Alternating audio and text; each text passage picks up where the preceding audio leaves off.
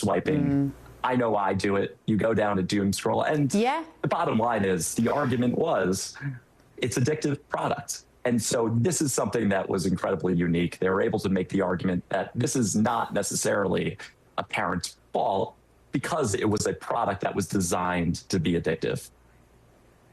So can we all now take them to court, James? Because I am definitely addicted to Instagram and to Twitter and to Facebook, and I will go back to my WhatsApp 52,000 times a day. So am I in line for $6 million now? Well, I hope I am too. I know my fiance would probably say in the mornings and in the evening, I probably am also addicted. But this is strictly a case that is intended for children, and children before Facebook, or excuse me, Meta, Google changed their actions to basically make it so it wasn't as addictive anymore. So I'm really hoping we don't have to be able to bring a suit because we won't be addicted, but you can ask my fiance. Oh, well, but can you foresee a time when an adult would say, I haven't got a job because I can't get out of bed in the morning because I can't get off Instagram. I didn't get married because I spent all my time on TikTok. Is it foreseeable that adults could take these cases to court as well? I absolutely think yes. GB News, the People's Channel. A really important thing about GB News, and it's brought something completely different to the landscape. The mainstream is all about keeping the status quo as it is, ticking along quite nicely. They don't want to ask difficult questions. GB News exists because there is a desperate need for fearless journalism that puts the people first. GB News came on the scene as a disruptor, and it has always been a disruptor ever since. Journalism in this country has been a cosy world full of groupthink until now. Well, the reality is that most British journalists are afraid. That's not GB News. Journalism is journalism at the end of the day, and we're not here to serve any masters. Our masters are our audience. We're here to talk about things in a way that have never been broadcast on British airwaves before. Do not miss a moment on GB News. The #1 news channel in the country.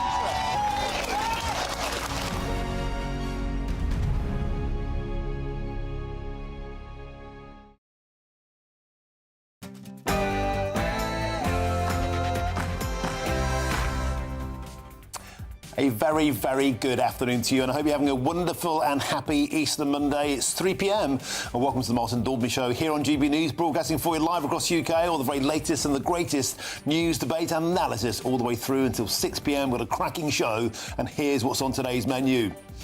Today, the two-child benefits cap has been scrapped at a cost of £3.5 billion extra every single year. Scrapping the two-child limit is an enduring investment in our children and in our future.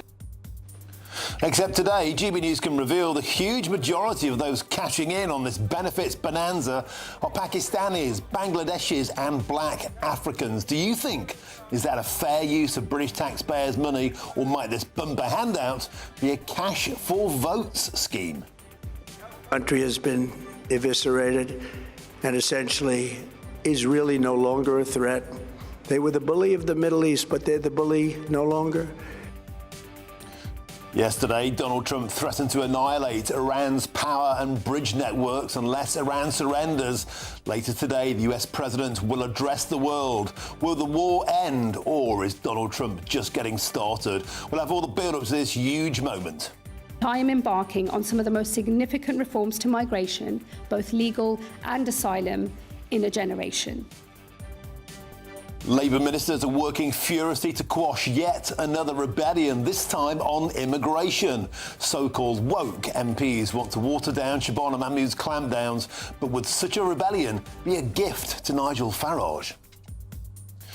And the Home Secretary is under huge pressure to block Kanye West from headlining London's Wireless Festival after accusations this so-called anti-Semite supports Adolf Hitler. Keir Starmer is deeply concerned. Should Kanye be allowed to play, or should we say no to Ye? And that's all coming up in your next hour.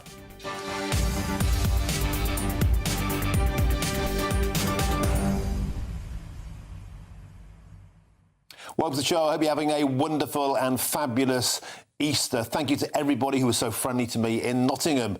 I was back there this weekend with my dad. Hello, Bob. Love you. Thank you so much for sorting my motorbike out. You don't know how moving that was. Back to politics. £3.5 billion the cost of upping the two-child benefit bill today as part of a £12.5 billion bumper benefits handout. Nice work if you can get it, isn't it? Or rather, nice work if you're not working. But the £3.5 billion of child cap that's gone up throws an astonishing spotlight onto who exactly is having 3 or more children. Only 14% of white British families have 3 or more children, yet it's 41% for Pakistanis, more than 3 times as likely to benefit from this handout today. When you look at where those families live and who they vote for, it asks a bigger question. Is this a cash for vote scheme? Get in touch, gbnews.com/your say is the way to do so, or scan the QR code on your screens right now. But here's your headlines, and here's Sam Francis.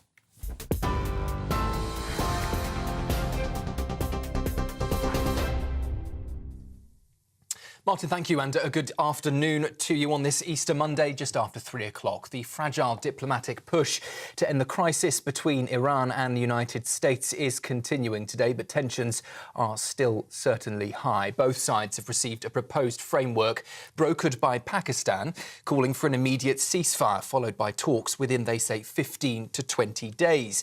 But Tehran is still refusing to reopen the Strait of Hormuz, despite an expletive-filled warning from Donald Trump over the weekend, who threatened to rain hell by targeting power plants and bridges unless the shipping lane is reopened by Tuesday. Here, around 450,000 children are expected to be lifted out of poverty after the government scrapped the two-child benefit cap. It's part of a wider package to tackle the cost of living, including expanding statutory sick pay to more than 1 million workers and introducing day one paternity rights. The state pension will also rise by up to £575 a year, which Sir Keir Starmer has called one of the proudest moments of his Labour government. The Home Secretary is under pressure to ban Kanye West from entering the UK ahead of Wireless Festival this summer. The rapper is due to headline all 3 nights in Finsbury Park, but critics say his past anti-Semitic remarks go beyond just a one-off incident. The Prime Minister says the booking is deeply concerning, while campaigners are calling for him to be barred from the country entirely. Major sponsors, including Pepsi, have already pulled out from the festival. News in Ukraine, where 3 people, including a mother and her baby, have been killed in Russian drone strikes on the port city of Odessa. A 30-year-old woman and her 2-year-old daughter were among those killed when a residential building was hit. A nursery and energy infrastructure were also damaged in the strike, leaving nearly 17,000 homes in the region without power. The NHS is urging patients not to delay treatment as resident doctors begin a 6-day strike tomorrow. Tens of thousands are walking out for the 15th time in a long-running dispute over pay and working conditions. Health leaders say contingency plans are in place, but they're warning disruption is still inevitable. One GP told GB News that staff shortages are already leading to what she described as substandard care. If you're struggling to pay your bills, if you're worried about simple things like putting, food on your table, you are absolutely going to be in that state of worry and anxiety and frustration at work. You're not going to be performing from a place of care and empathy. We're struggling to retain our doctors. Countries like New Zealand are paying 2 times more than we are in the NHS, and we are seeing thousands of doctors leave the UK. Now, that creates extra work for the ones that are left behind over here, and that does create burnout. A man and a woman are due in court over the death of a 13-year-old boy in Bedfordshire. Noah Campbell died following a collision involving a car, a bike and a scooter in Flitwick on Friday night. 24-year-old Jamie Fountain is charged with death by dangerous driving, while Ellie Ireland faces a charge of conspiracy to pervert the course of justice. 2 other teenage boys remain seriously injured. And astronauts on NASA's Artemis 2 mission have entered the moon's sphere of influence, where gravity overtakes Earth's gravity. The crew say they've now seen the far side of the moon, a view that only 24 humans have ever witnessed before. They're preparing for a 6-hour flyby using a manoeuvre first made famous, of course, during Apollo 13, before losing communications as they pass behind the moon. Those are the latest headlines. I'll hand you straight back now to Martin.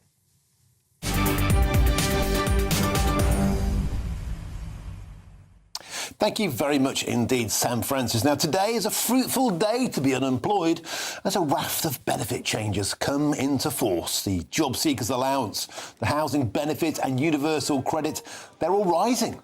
And also the 2-child cap on benefits officially ends today as well, a move that Sir Keir Starmer called as one of his proudest moments as Prime Minister.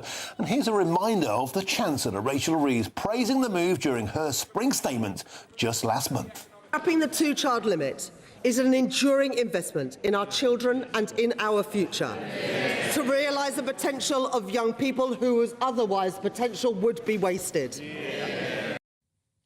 But here's the curious thing. Precisely who benefits from the benefits cap being lifted? Who has most 2-child plus families? Well, look at that.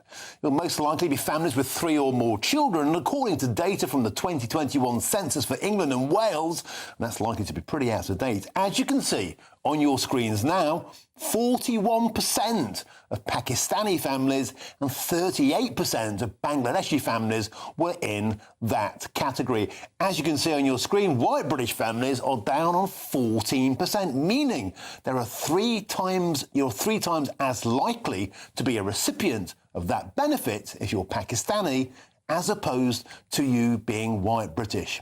Is that a worthwhile way to spend our tax? That's the big question today. I'm delighted to be joined in the studio by GBNews' chief political correspondent, Catherine Forster. Catherine, happy Easter to you, my darling. It's a pleasure to see you. Thank you for making it over to you, Martin. From Paddington. I know it's quite a rush. Thanks for that.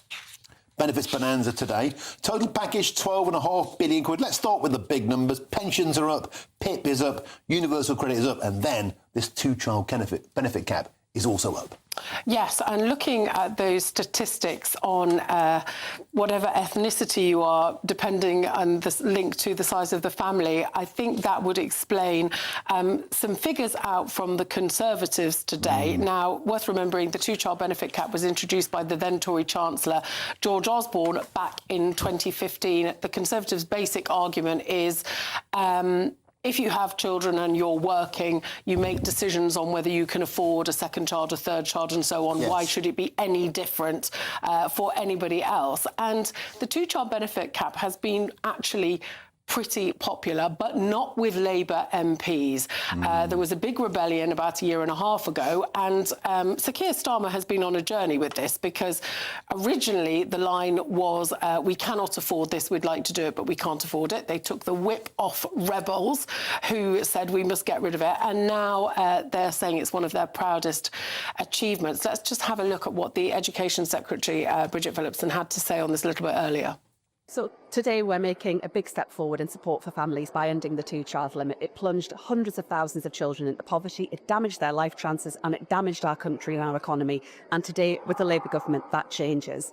But this also runs hand in hand with the wider support that we're putting in place. The biggest upgrade in workers' rights in a generation, more support for pensioners through increases in the state pension and increases in the national minimum wage too. All of this designed to put more money back into people's pockets. We know that people are worried when they see international events on their television screens, and this is a Labour government that has the backs that is backing working families and is making sure they're getting the support they need.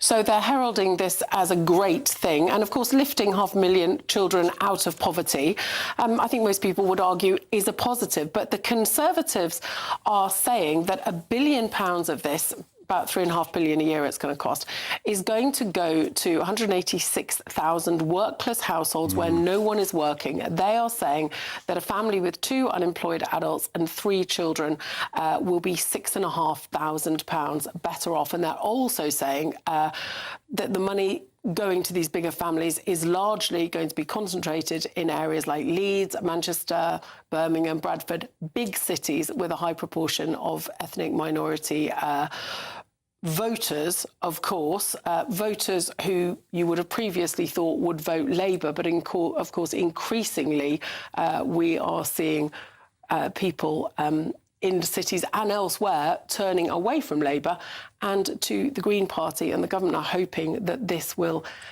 help them keep some of those voters.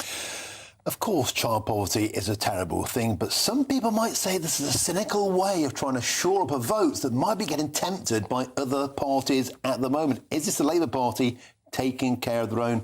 Hasn't politics always been that? Catherine Forster, thank you very much. Superb as ever. Let's get my next guest in now. Delighted to be joined by the media campaign manager at the Taxpayers Alliance, William Yarwood. William, happy Easter to you, sir, and thank you very, very much for coming on today. And what a happy Easter it's been today. If you're on benefits, particularly if you're a Pakistani or a Bangladeshi family, Easter came early and so did Christmas. Yeah, good afternoon, Martin. Happy Easter to you as well, mate. And yeah, but where's the happy Easter for hardworking taxpayers? That's my question, because they're the ones who are going to have to pick up this bill. I think the lifting of the two-child benefit cap is obviously just Labour caving into their own backbenchers in order to buy some support from them, while, of course, also trying to shore up some of the vote from some of those groups you mentioned earlier, who are siphoning off to the Greens and other Muslim independent groups. But let's put this into context, right? You know, this is all part of an exploding welfare bill that we have in this country. By the end of this decade, Martin, by the end of this decade, our welfare bill is going to be over £400 billion. £400 billion. All the while, debt is going to be over £3.5 trillion. And we have a shrinking tax base whereby basically there's going to be less and less people in this country to pay taxes to fund that welfare and indeed other government priorities. And my question to anybody listening, and my challenge to anybody who is in favour of this kind of stuff, is how on earth is this affordable? Well, the answer is it isn't.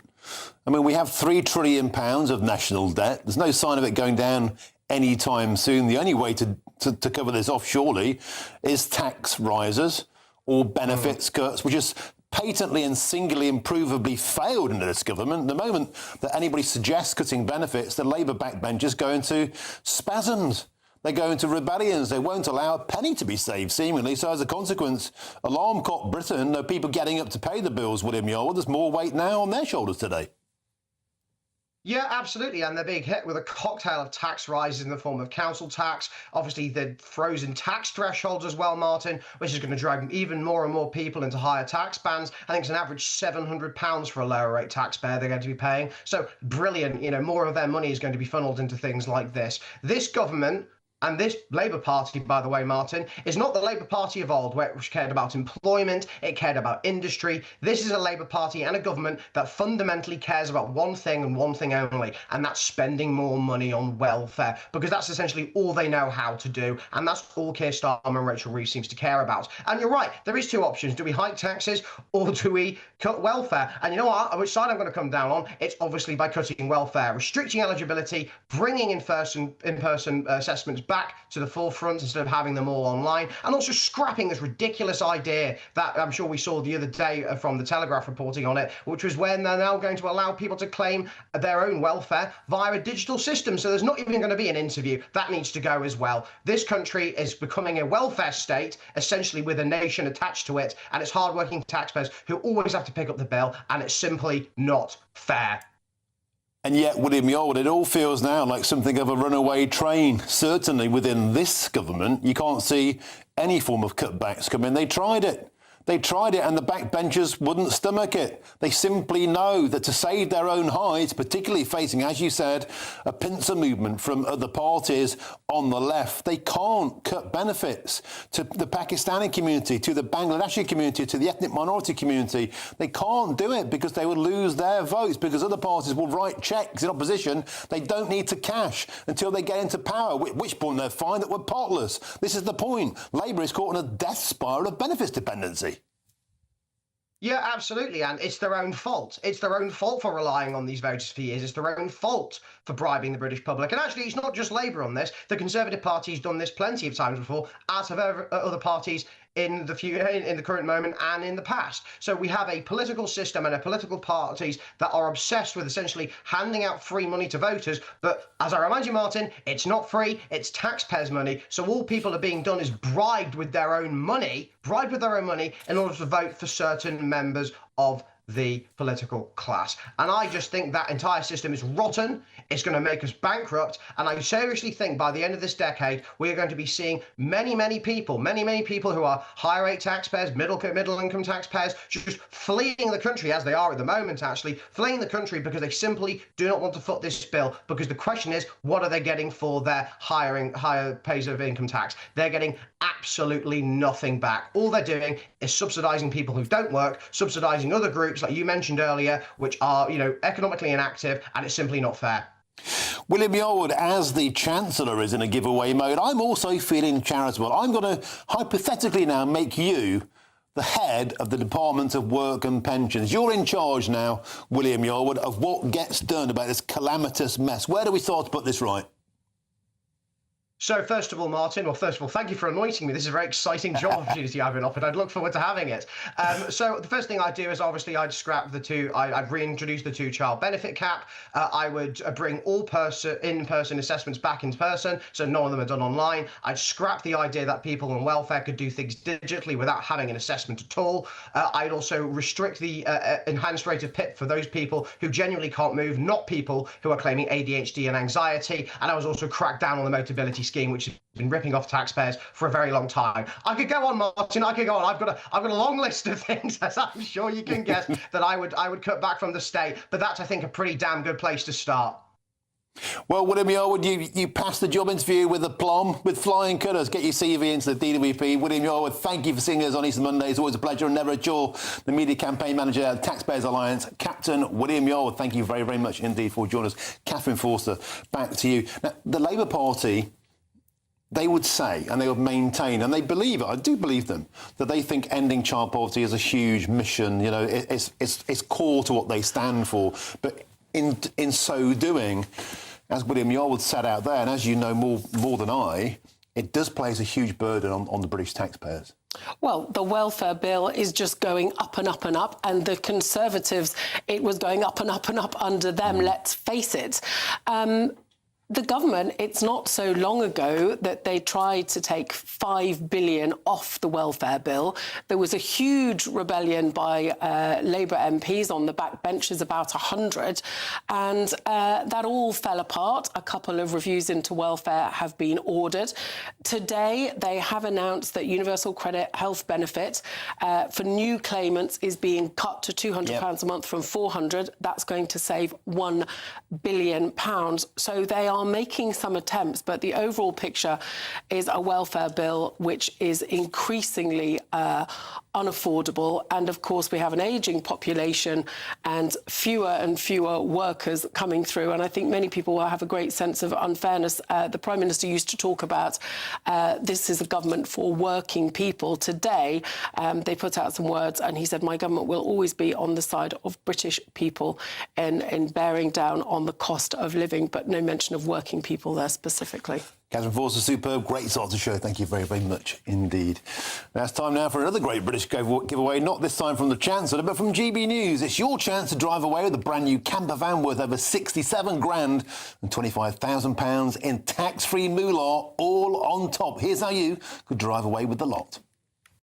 This Easter, we're giving you the chance to win our biggest prize of the year so far. Your chance to win over £92,000 worth of prizes. First, you could bank an incredible £25,000 in tax-free cash to spend on anything you like this summer. And that's not all. You could be driving away in this brand new Benivan 122 camper van. Courtesy of Marquis Leisure, this latest 2026 model comfortably sleeps 4, has plenty of storage, and comes complete with a built-in kitchen kitchen and bathroom. Imagine where you could take the family in this stunning home from home. You really could win this prize package worth over £92,000. But you've got to be in it to win it. For another chance to win a camper van and cash, text prize to 63225. One entry costs £2.50 plus one standard network rate message. Or text bonus to 63225. 5 entries cost £5 plus one standard network rate message. Go to gbnews.com/win. Entries start at £2.50. Call 0903 686 3232. Calls cost £2.50 plus your network access charge. Or post your name and number to GB20 PO Box 8690 Derby DE1 9TT. Entrance must be 18 or over. Lines close at 4 p.m. on the 1st of May. The winner may be contacted live after all entry routes have closed. Please check the closing time if listening or watching on demand.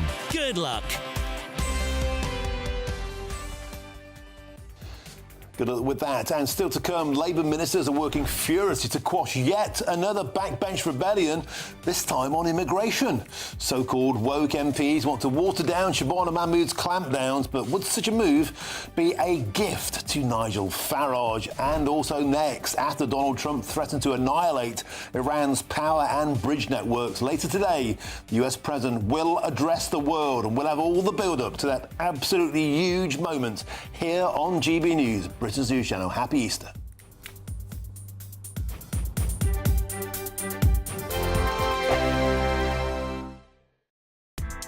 Join me, Nana Akweer, for an informative, interactive news programme with a difference. It's fun. No, he didn't say that, though. I'm so surprised. I think there's an element of truth to that. Join me from 3 p.m. every weekend, only on GB News, Britain's news channel. Every week there are stories that shape the national conversation. We'll be discussing that. And on Saturday Morning Live, we break them down. Is that true? This is fascinating, isn't it? The politics, the headlines, the debates everyone's talking about. And the questions that you want answered. Do you think that was a legitimate attack for him to make? What led you to set up this fantastic movement? You know what? It's a great question, Olivia. So what are you waiting for? Your weekend starts here. Saturdays at 10 a.m, only on GB News. Britain deserves a newsroom that puts the facts and your voice first. Well, and that's what you get on GB News. Lively debates, lively conversation. And we're not afraid to hold power to account. And each other. So join me, Andrew Pierce. And me, Miriam Gates, for Britain's Newsroom, weekdays from 9:30 on GB News. As soon as it hits 11 and the headlines come in, The Late Edition brings you the breaking news from all the front pages. because the news is going to happen. So get a head start today. Patrick Christie's tonight, late edition. Alex Armstrong tonight, Late Edition. From 11 o'clock every night. Only on GB News, the People's Channel, Britain's news channel. Exciting news. Every Friday, my Patrick Christie's Tonight Show is going to have a twist to it. We're welcoming some special guests. You. That's right, on Fridays I'm going to be doing my show in front of a live studio audience because this show is about you and what you have to say. It's going to be the same big debates, same big topics, same big opinions, but every Friday night at 9 p.m. you are invited to come on down to Patrick Christie's Tonight to be a part of the action. Only on GB News, the People's Channel, Britain's news channel. I've been in Westminster for a long time. But I know that though power may be here, its effect on people's lives is across the whole of the country. We may be where rules are made, but it's where they're implemented that matters. Join me, Jacob Rees-Mogg, for forthright and frank discussion on where Britain has come from, where it's going, and where it will end up. That's State of the Nation, Monday to Thursday, 8 to 9 o'clock. Vox Populi, Vox Dei. You want to know what's really going on in the corridors of power? Labour don't know what to do with you half the time, and that makes you quite lethal in the chamber. Get behind the headlines with Chopper's Political Podcast. Join me, Christopher Hope, as I sit down with the great and the good of British politics. We'll see where this ruling takes us. These are the stories shaping our nation. Chopper's Political Podcast, available now on all platforms. Listen in and stay ahead.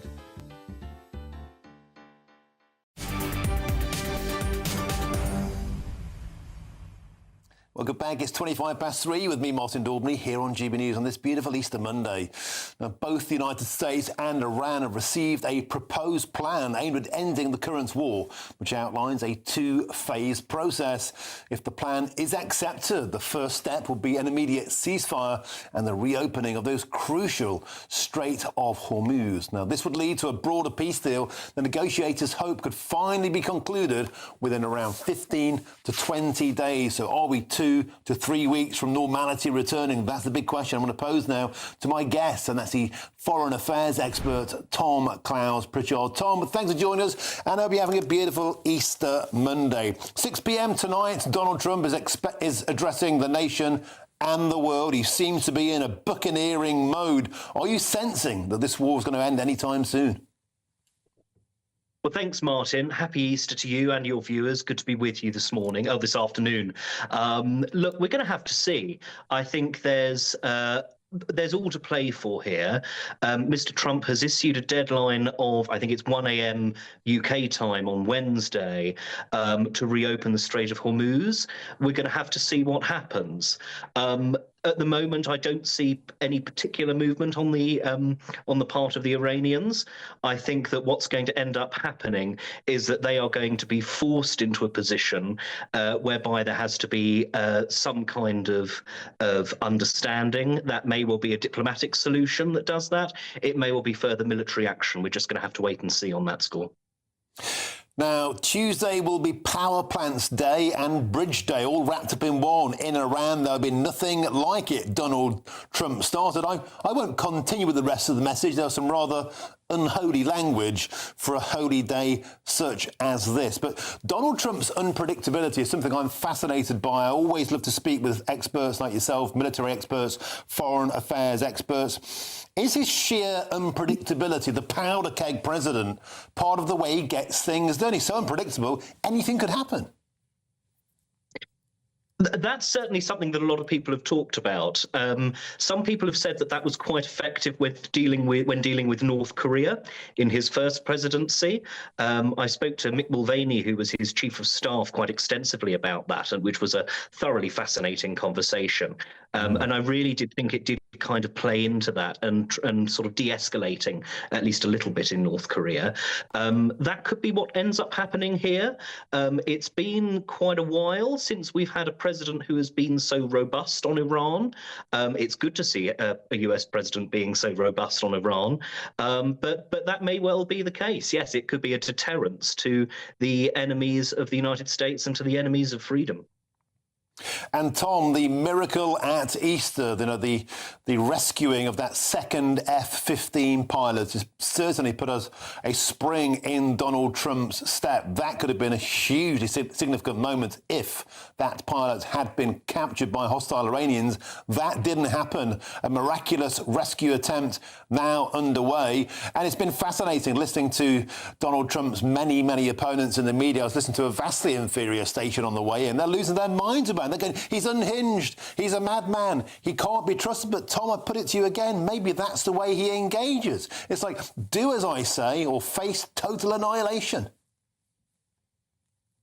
Well, yes, Martin. I think since January and the actions in Venezuela, but we're also seeing it in Iran now too, we are seeing an in real-time showcase of the power and effectiveness of the US military.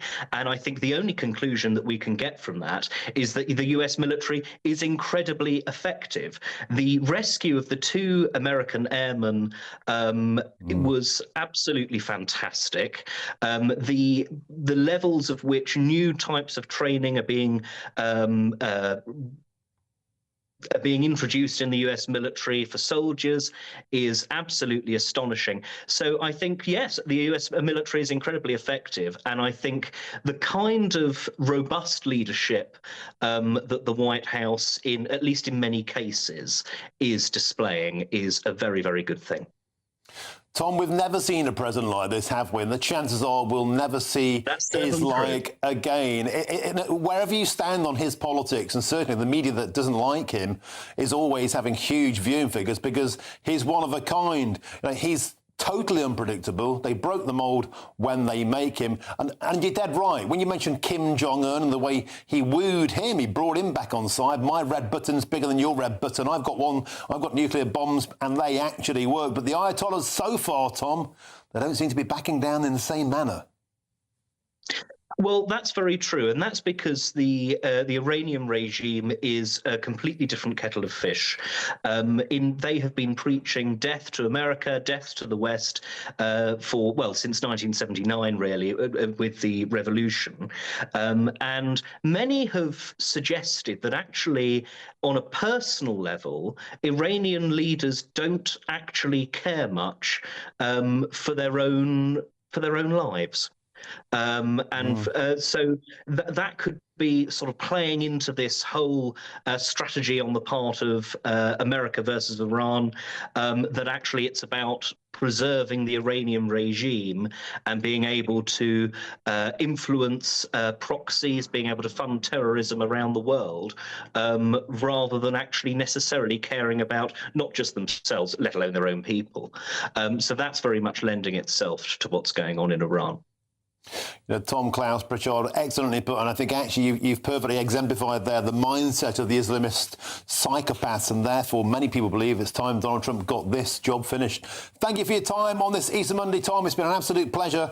Hope you enjoyed the rest of your Easter. Thank you very much, mate. Tom Klaus Pritchard. See you again soon. Lots more still to come between now and 4 p.m, including Labour ministers who are working furiously to quash yet another backbench rebellion, this time on immigration. So-called woke MPs want to water down Shabana Mahmood's clampdowns, but would such a rebellion be a total gift to Nigel Farage? First, though, here's your headlines with Sam Francis.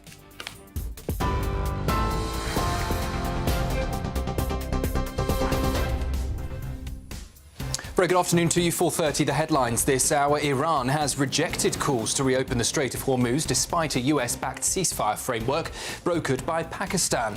Donald Trump had warned over the weekend he would rain hell on Iran, targeting power plants and bridges, unless the key shipping lane is reopened by Tuesday.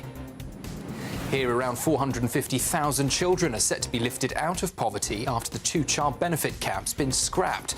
The package also expands sick pay, introduces day one paternity leave and boosts pensions. Sir Keir Starmer has said it's a proud moment for his government. Pressure is growing to ban Kanye West from the UK ahead of Wireless Festival this summer. The Prime Minister says his booking is deeply concerning, with sponsors already pulling out and campaigners warning his past remarks are anti-Semitic and part of a wider pattern. A mother and her 2-year-old daughter are among 3 people killed in Russian drone strikes on Ukraine's city of Odessa. Homes, a nursery and energy sites were hit, leaving nearly 17,000 properties without power. And the NHS is urging patients to still seek care, despite resident doctors beginning a 6-day strike from tomorrow. Tens of thousands are walking out again, with warnings ongoing that staff shortages are already affecting standards. Those are the latest headlines. A full roundup with the news at 4. Tune in to GB News Radio wherever you are. Online, on DAB digital radio, on TuneIn, on Radio Player, on Nation Player and on your smart speaker. Just say, play GB News.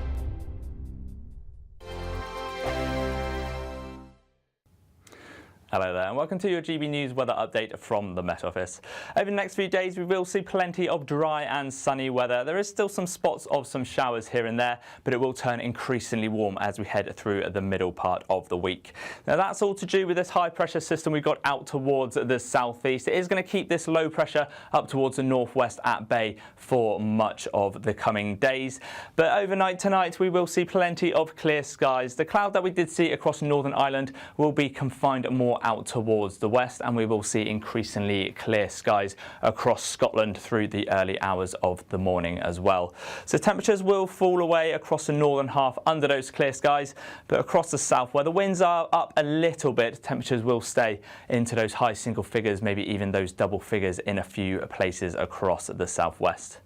Now there will be some mist and fog in some prone spots as well, but as I said, it will still be mild across the south. We will then introduce a little bit more cloud cold across Northern Ireland by the early hours of Tuesday, and there are a few spots of some showers across the Western Isles of Scotland as well. But a chilly start here. We could see a bit of a grass frost as mentioned, but once that sun does come up, it should melt away rather quickly as well. And then through the day on Tuesday, plenty of sunshine. It will be a pretty warm day across England and Wales as well. Across the west, we do have some high cloud and some rain across Northern Ireland. So sunshine will just turn a little bit hazy through the afternoon, but temperatures much warmer than what we saw on Monday. Highs of around 21, possibly even 22 degrees, which is likely to be the warmest day of the year so far. Now, through the evening, this band of rain will slowly move its way eastwards across Northern Ireland and Scotland as well, so it does turn increasingly wet here. But Wednesday, still another bright and sunny day. Temperatures up once again, but as we go through the week, they will slowly start to be on the decline. Thank you, Britain, for all of you who listen to GB News Radio. Whether you're at home or on the go, you're making us Britain's news channel and Britain's radio station.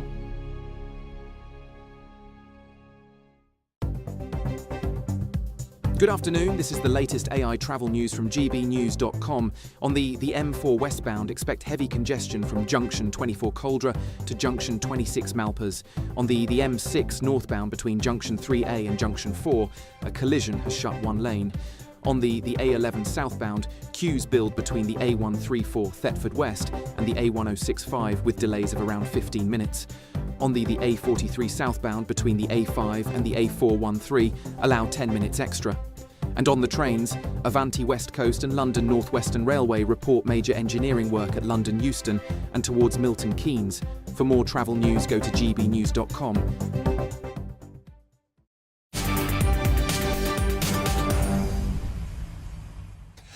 Welcome back. Your time is 3:37 on this beautiful Easter Monday. I'm Martin Daubney. This is GB News. Now, ministers are reportedly working with concerned backbenchers to secure exemptions to proposed immigration plans.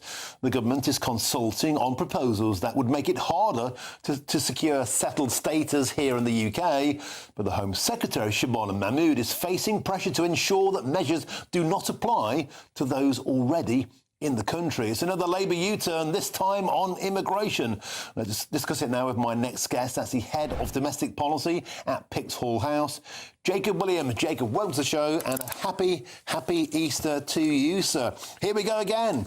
Another rebellion, this time around immigration. Shabana Mahmood is trying her hardest to make it harder, take longer to get the indefinite leave to remain in Britain, extending it from 5 to 10 years, but there could be a backbench rebellion in the offing.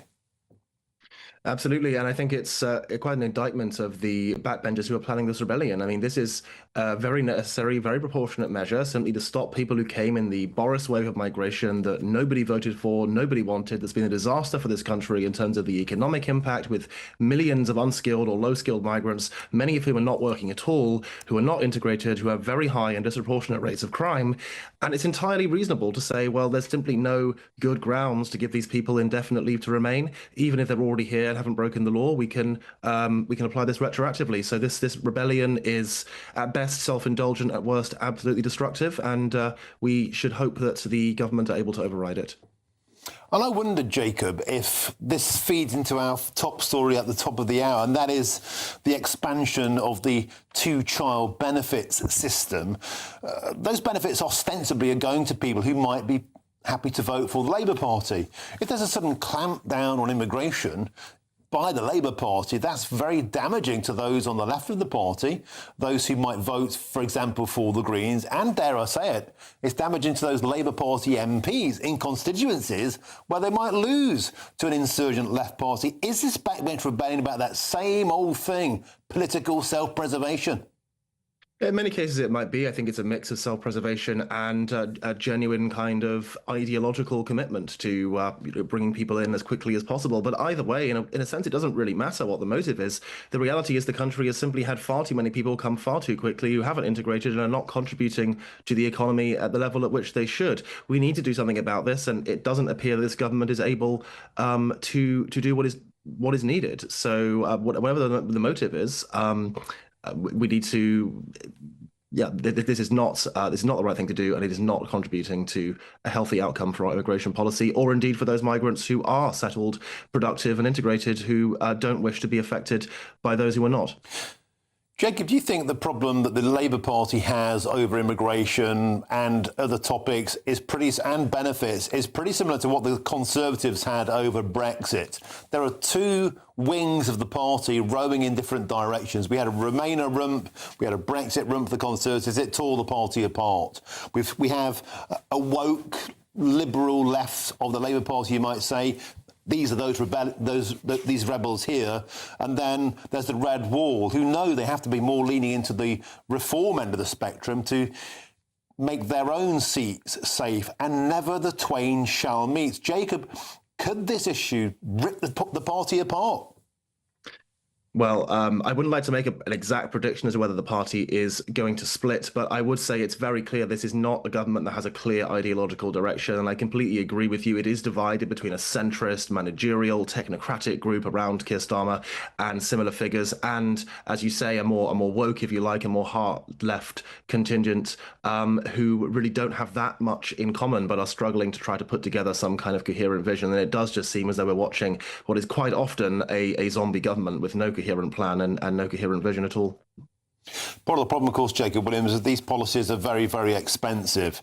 Now, there have been studies across the continent of Europe that have shown the same thing. Typically, people from non-European countries, especially those with a further cultural chasm from our own, tend to contribute less to the economy over time, and they end up becoming pensioners too. They end up becoming drawers away. They don't really ever recuperate in terms of a tax receipt of what they take out, and this is the problem. All these policies might be well-meaning, might be ideologically driven, but economically they make little sense for a healthy economy.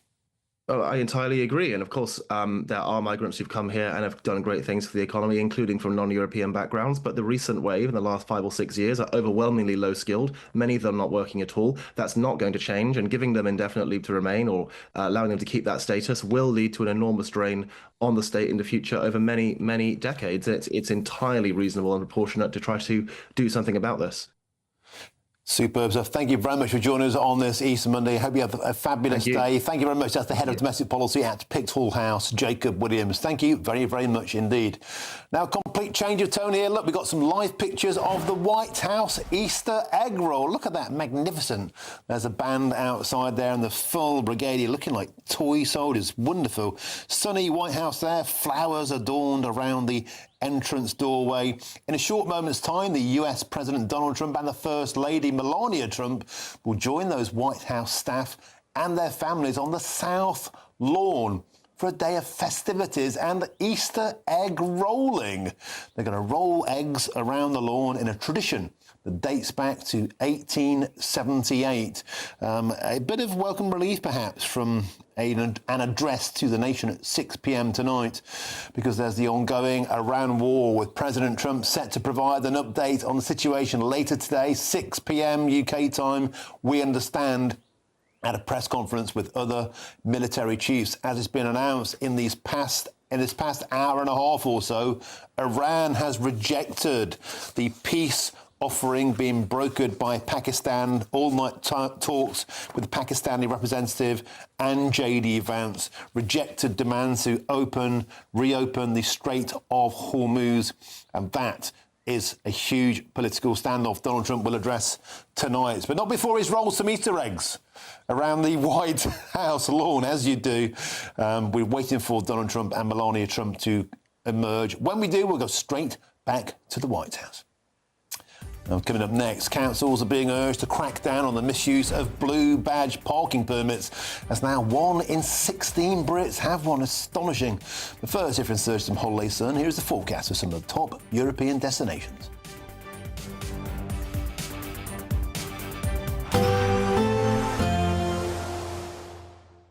Ready to soak up that holiday sunshine? Won't we need some cover? No worries. All sorted. All Clear Travel Insurance sponsors GB News Travel Destinations Forecast. Hello there. Lots of fine and settled weather across Europe, plenty of sunshine and some higher temperatures, but I'm afraid if you're heading to Spain and Portugal for the Easter holidays, we are expecting some rain. We've got an area of low pressure just starting to drift its way eastwards, could bring some rain across Portugal and parts of Spain, a little bit heavy at times, but elsewhere mostly dry, settled, particularly across Greece where we have had some heavy rain recently, and the dry, settled weather is set to continue into next week with temperatures widely pushing into the low 20s. All Clear Travel Insurance sponsors GB News Travel Destinations Forecast.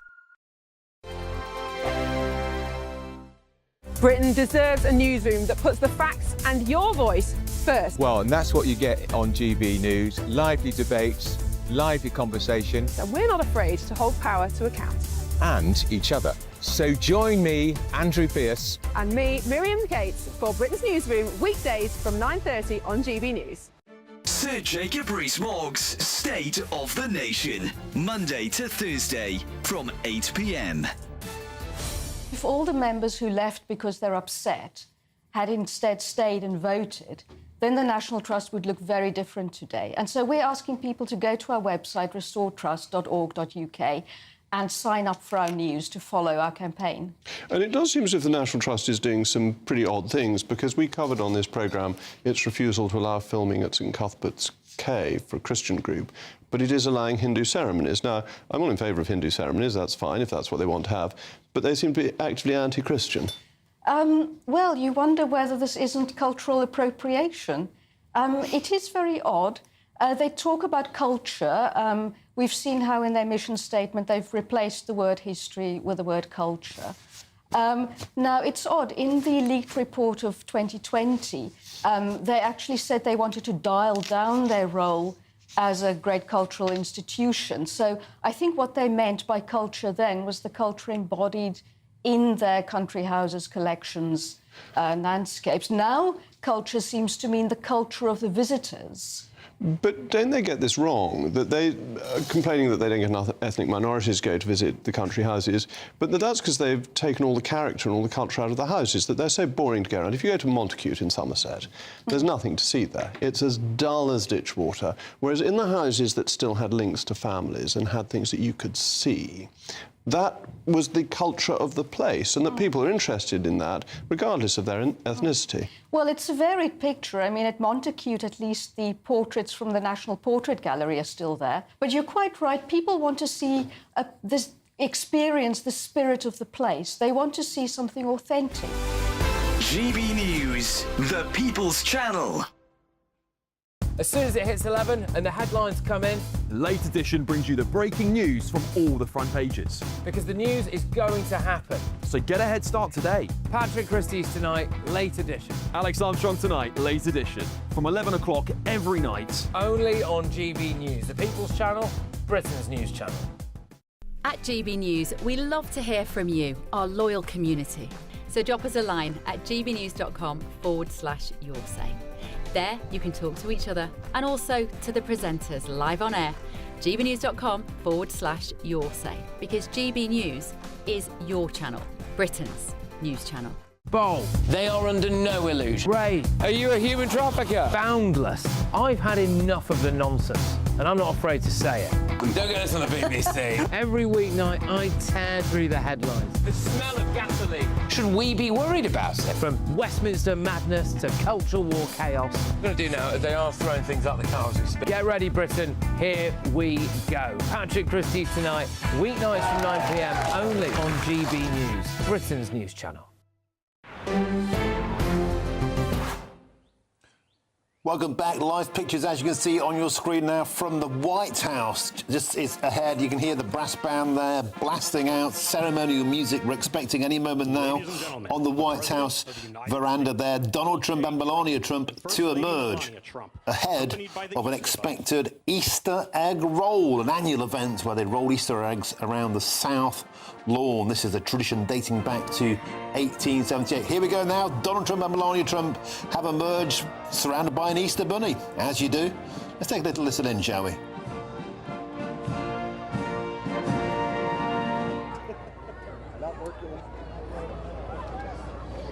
Master Gunnery Sergeant Kevin Benito, accompanied by the President's own United States Marine Band, will now honor America with the singing of our national anthem.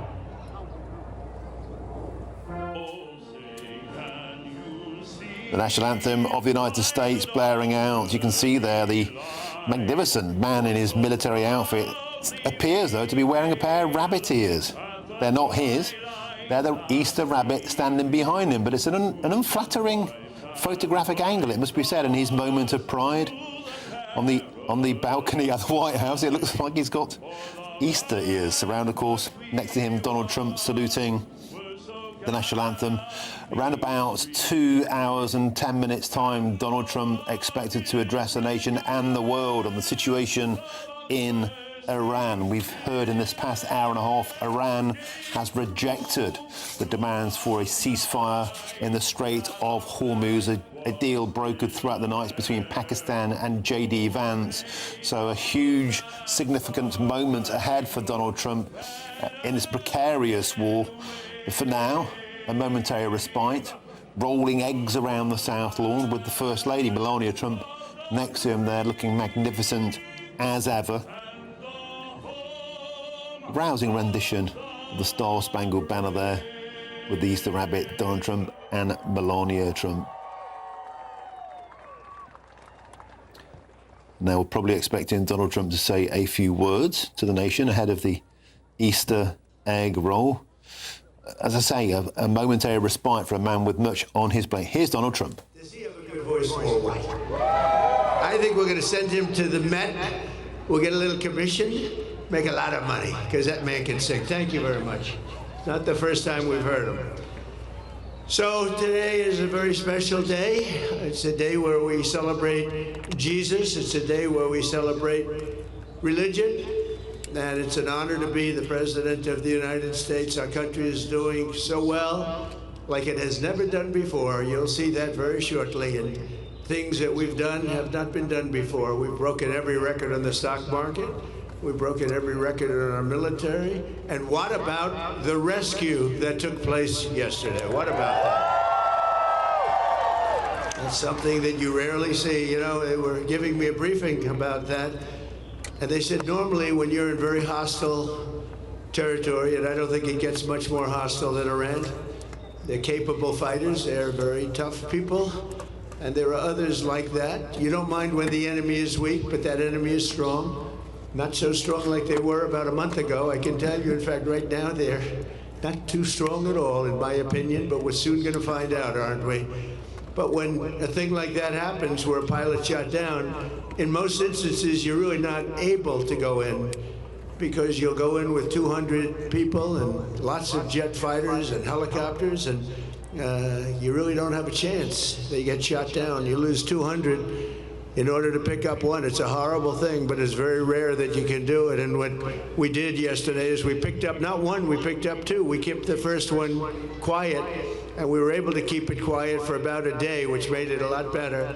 But those two pilots were incredible, brave, and we thank them. And we're going to be having a news conference today at 1 o'clock at the Oval Office, and we look forward to it. But I just want to say we have a great military. We're the greatest military, the most powerful military any place in the world. You saw what happened with Venezuela. And it's an honor. I built it in my first term, and I didn't know I was going to be using it this much in my second term, but it's my honor. And they're the greatest people on earth. Our warriors are the greatest fighters on earth. And they very much appreciate you and love you, and that's why they do it. So this is all about today. I must tell you, I came out and I expected we were going to be talking about farmers, and we love our farmers. We were going to talk about so many different products, but you know what they want to talk about? Sir, this is about eggs. Eggs. Because we have the egg farmers of the entire country here, and they are unbelievable. And if you remember, when I first got elected, my first news conference with the fake news, a lot of fake news here today, but I had a news conference, and the first question, what are you going to do about eggs, sir? I said, what's wrong with eggs? I just got there. It's my second day in office. I had a news conference, and they were screaming at me, what am I going to do about eggs? Then I said, well, it's like, tell me what's wrong with eggs. the price was so high. It was 4 times higher than it was a year before. I said, well, that sounds like a problem. Let me think about it. And Brooke Rollins, our great Secretary of Agriculture, she got involved. We all got involved. They didn't want me, as you know, just last year, it's hard to believe, they didn't want me to order eggs for the Easter egg roll, the Easter egg hunt that we have here every year. They wanted me to use plastic. I said, I'm not using plastic. We'll get it solved. And within a short period of time, eggs came down. They came down 40%, 50%. And by the time we got there, we had so many eggs, we didn't know what to do with them. And today we have more than 40,000 eggs supplied by all of the great egg farmers that are with us. So eggs is a big thing, and it was a big thing to our great First Lady, who's here someplace. Let's see. I think this is our First Lady. What do you think of our First Lady? She's a movie star. I don't know. Do we call her First Lady or a movie star? She has the biggest movie. Can you believe this? And she deserves it. Would you like to say a couple of words to your friends? Come on. Happy Easter Monday. I hope you enjoy this beautiful day. We are celebrating a very special Easter egg roll this year because it's 250th birthday of this beautiful nation. Enjoy it. And I hope you have a wonderful day. Thanks. Thank you, honey. And she worked very hard with her staff and the staff of the White House on really just making it nice. This is the nicest I've ever seen it. So this is my 5th, and I will say that it gets better every time, right? It gets better every time. You notice the fencing is all brand new. I said, you know, we could have bought used fencing and saved a lot of money. They said, this is for Easter, and this is for our egg farmers, and we're going to get new fencing. Everything's new and everything's beautiful, and the White House never looked better, and our country never looked better. So I just want to thank everybody. It's been a special period of time. 1 year ago, a little bit more, our country was dead. We had a dead country. We had an administration that didn't know what the hell they were doing. Today, we have the hottest country anywhere in the world. We're respected by everybody, and that's the way we're going to keep it. That's the way we're going to keep it. So again, I want to thank all of the associations and the egg farmers and all of the people that are here. We think we could have 50,000 people coming all day long. It's open, and they expect between 30 and 50,000 people, so that's great. And most importantly, I want to just say, Happy Easter, and God bless America. We have the greatest country on earth. God bless you all. You are very, very special people. Thank you, everybody. Have a good time.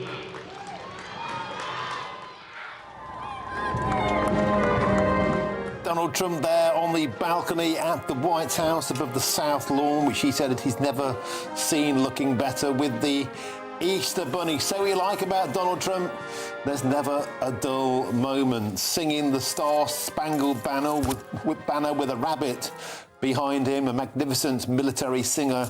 Then Donald Trump wasted no time whatsoever talking about world affairs. He congratulated the miracle of Easter, the rescue of the airmen from Iran by US Special Forces.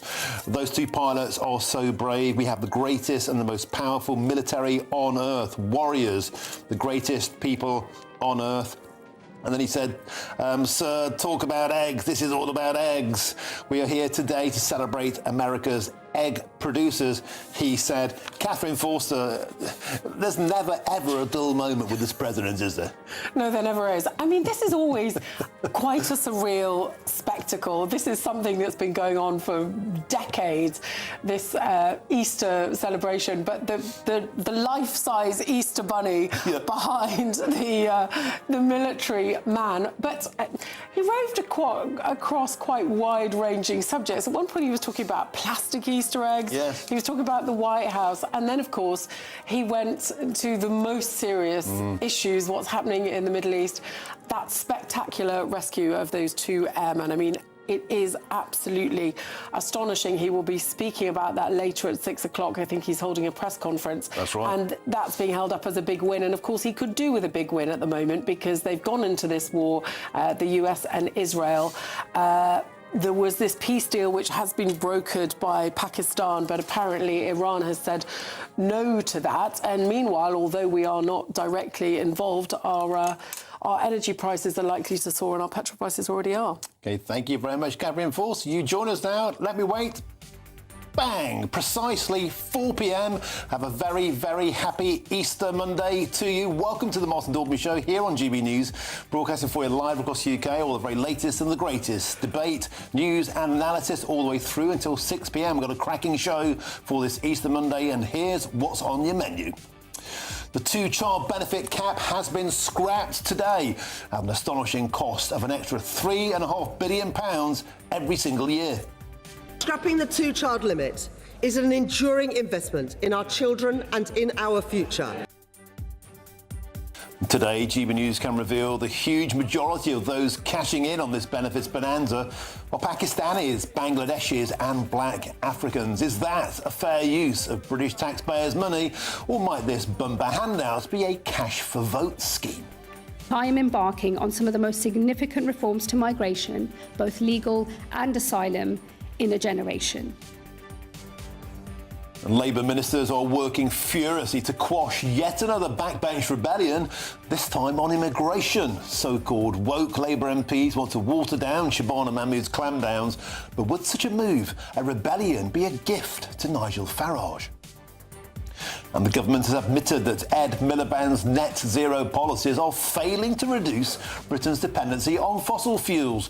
Despite £200 million being spent on net zero initiatives in 2 years, we still rely on fossil fuels for 75% of our energy. That's exactly the same as before the Labour Party took power. Green taxes have had net zero impact. So is eco-energy just a load of hot air? And the Home Secretary is under mounting pressure to block Kanye West from headlining London's Wireless Festival after accusations that this so-called anti-Semite supports Adolf Hitler. Even Keir Starmer is said to be deeply concerned. Should Kanye be allowed to play, or should we say no to Ye? And that's all coming up in the next hour.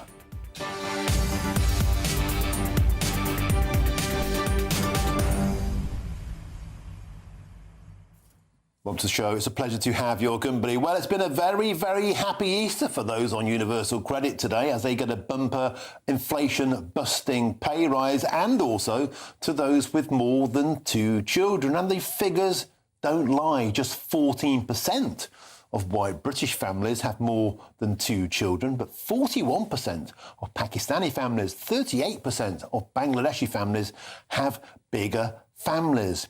They're going to get a nice cash boost today. Is that a cash for vote scheme? And 6 o'clock in 2 hours' time, Donald Trump addressing the world, the nation, on the situation in Iran. Yesterday, he said he's going to bomb the hell out of Iran. Will he be in the mood for more peaceful talks this evening, or will all bets be off? We'll be there live for all the build-up to that huge event at the White House. Before that, get in touch, gbnews.com/your say is the way to do so, or scan the QR code on your screens. But enough from me on your Easter Monday. Here's a nice treat for you. Your headlines with Sam Francis.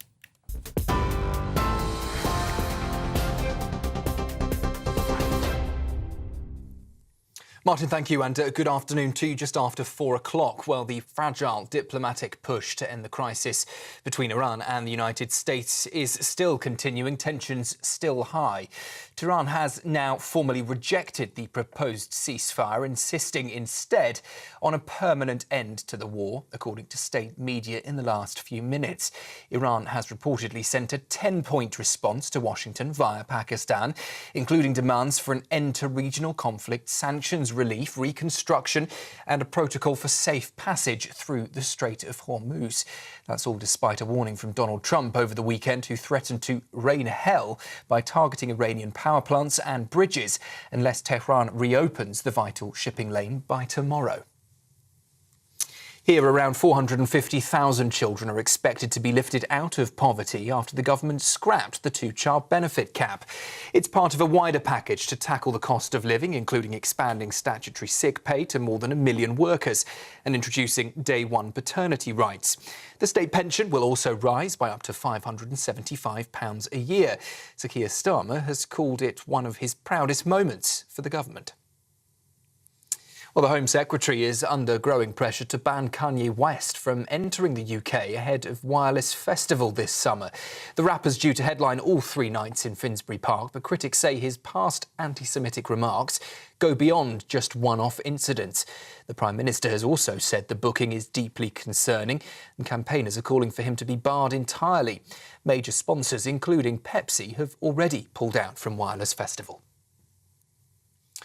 In Ukraine, 3 people, including a mother and her baby, have been killed in Russian drone strikes on the port city of Odessa.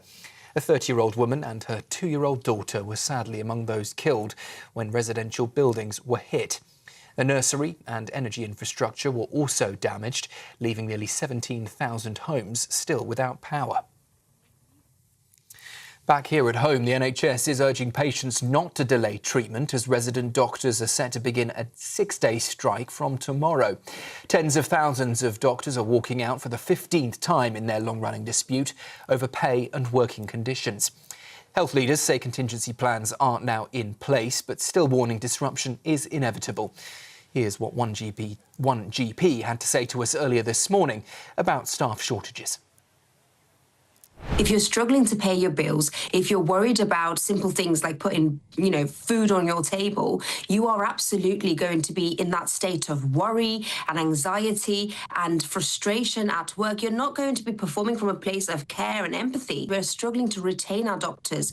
Countries like New Zealand are paying 2 times more than we are in the NHS, and we are seeing thousands of doctors leave the UK. Now, that creates extra work for the ones that are left behind over here, and that does create burnout. GP there, Busha Mukherjee. A man and a woman are due in court today over the death of a 13-year-old boy in Bedfordshire. Noah Campbell died following a collision involving a car, a bike and a scooter in Flitwick on Friday night.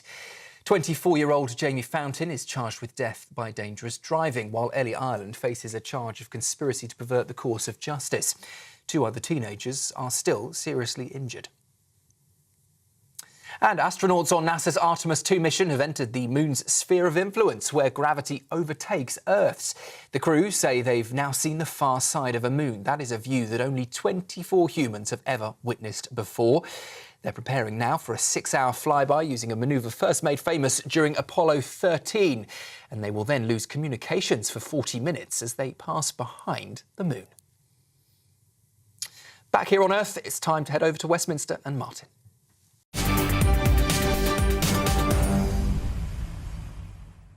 Thank you, Sam. Now, today is a very fruitful day indeed to be unemployed as a raft of benefit changes come into force. The job seekers allowance, housing benefits and universal credit are all today rising with inflation-busting pay rises. And the 2-child cap on benefits officially ends also today, a move that Sir Keir Starmer called as one of his proudest moments as Prime Minister. Now, here's a reminder of the Chancellor praising the move during her spring statement just last month. Scrapping the 2-child limit is an enduring investment in our children and in our future.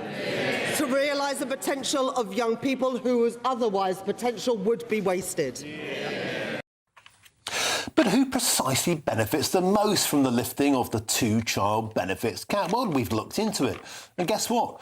It will most likely be families with 3 or more children. And according to data from the 2021 census for England and Wales, and that's likely to be pretty out of date by now, you can see that 41% of Pakistanis and 38% of Bangladeshi families fall into that category. But in 8th position there, just 14% of white British families have more than 2 children. Here's the big question. Is this a handout to certain communities more likely to vote for the Labour Party?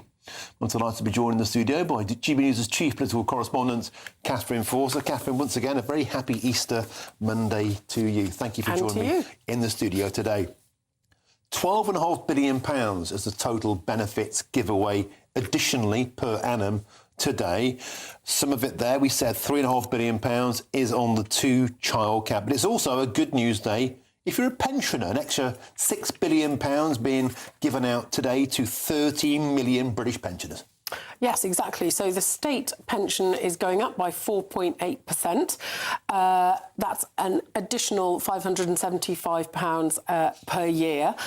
And The triple lock, of course, was brought in by the coalition government because pensioner poverty was a really big issue.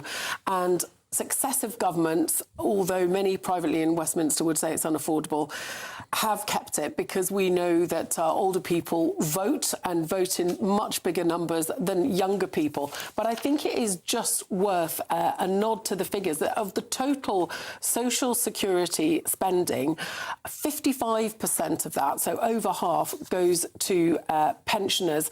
So of the 335 billion in total on social security, 178 billion of that goes to pensioners, 146 on the state pension. So there's a lot of conversation, of course, about the lifting of the two-child benefit cap, but I think it's worth noting just, you know, how much the 100%. Fact that our older pension population is getting older. 100%. Now, just the graphic on our screen there is utterly fascinating, Catherine Forster. The 10 countries where the largest foreign-born families come from, as you can see there, 191,000 foreign-born families, this is where the parents are born overseas, are getting this additional two-child plus cap. So the largest families, ostensibly from overseas, you can see there, almost 60,000 Pakistani families, 26,000 Bangladeshis, over almost 23,000 Nigerians, Somalians, 17,500, Indians, almost 16,000. There's bound to be a huge conversation once again, Catherine Forster, about should people born overseas be getting these benefits at all? Well, regardless of where they are born, many of their children will, of course, be born here. Now, the Conservatives are incredibly critical of this move to scrap the two-child benefit cap. It was brought in under George Osborne back in 2015. It's pretty popular across the voting base, but the Conservatives are saying that £1 billion of the £3.5 billion cost of scrapping the two-child benefit cap is going to go to 186,000 workless households, and they say a family with 2 unemployed adults and 3 children will be £6,500 better off. They also point out that bigger families tend to be most heavily concentrated in cities like Leeds, like Manchester, like Birmingham. And I think you can see from the statistics that you've just shown on the screen why that is. Of course, the government would say lifting children out of poverty has got to be a good thing. 500,000 children will be lifted out of poverty by this, and that there will be many net benefits as a result. But of course, that might not be so easy to measure.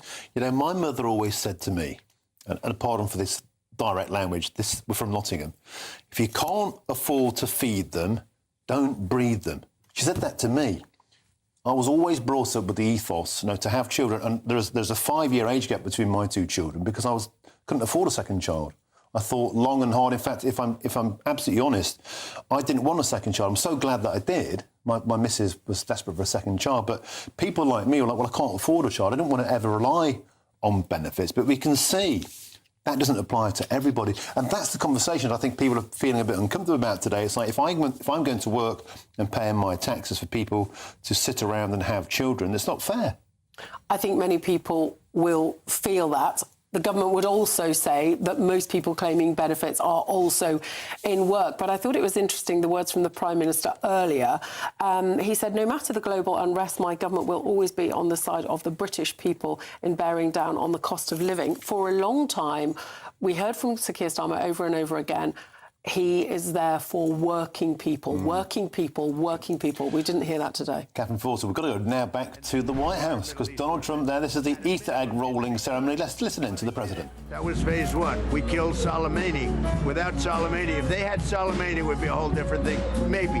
Would still be winning, but it would have been harder because we are obliterating that country. And I hate to do it, but we're obliterating, and they just don't want to say uncle. They don't want to cry, as the expression goes, uncle, but they will. And if they don't, they'll have no bridges, they'll have no power plants, they'll have no anything. I won't go further because there are other things that are worse than those two. And we might have, well, the thing, if I had my choice, what would I like to do? Take the oil. because it's there for the taking. There's not a thing they can do about it. Unfortunately, the American people would like to see us come home. If it were up to me, I'd take the oil, I'd keep the oil, and would make plenty of money. And I'd also take care of the people of Iran, much better than they've been taken care of. It's been horrible. They've killed 45,000 people as of a month and a half ago. 45,000 protesters. We don't do that. So if I had my choice, I'd keep the oil. But I also want to make the people of our country happy. I think most people wouldn't understand that. I'll give you an example. Venezuela has worked out so incredibly. We've had 100 million barrels of oil right now in Houston being refined. It's been great. The relationship with Venezuela, the leaders, has been fantastic. And I think we're going to have a long-term, very good relationship. And it might be beyond long-term. You understand what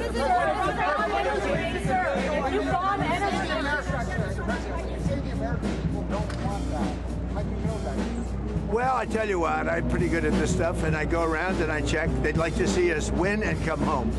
And I appreciate CNN for the first time maybe in my life. They did a poll, and everyone's saying, oh, is Trump losing MAGA? No, I'm not losing MAGA. MAGA loves what I'm doing.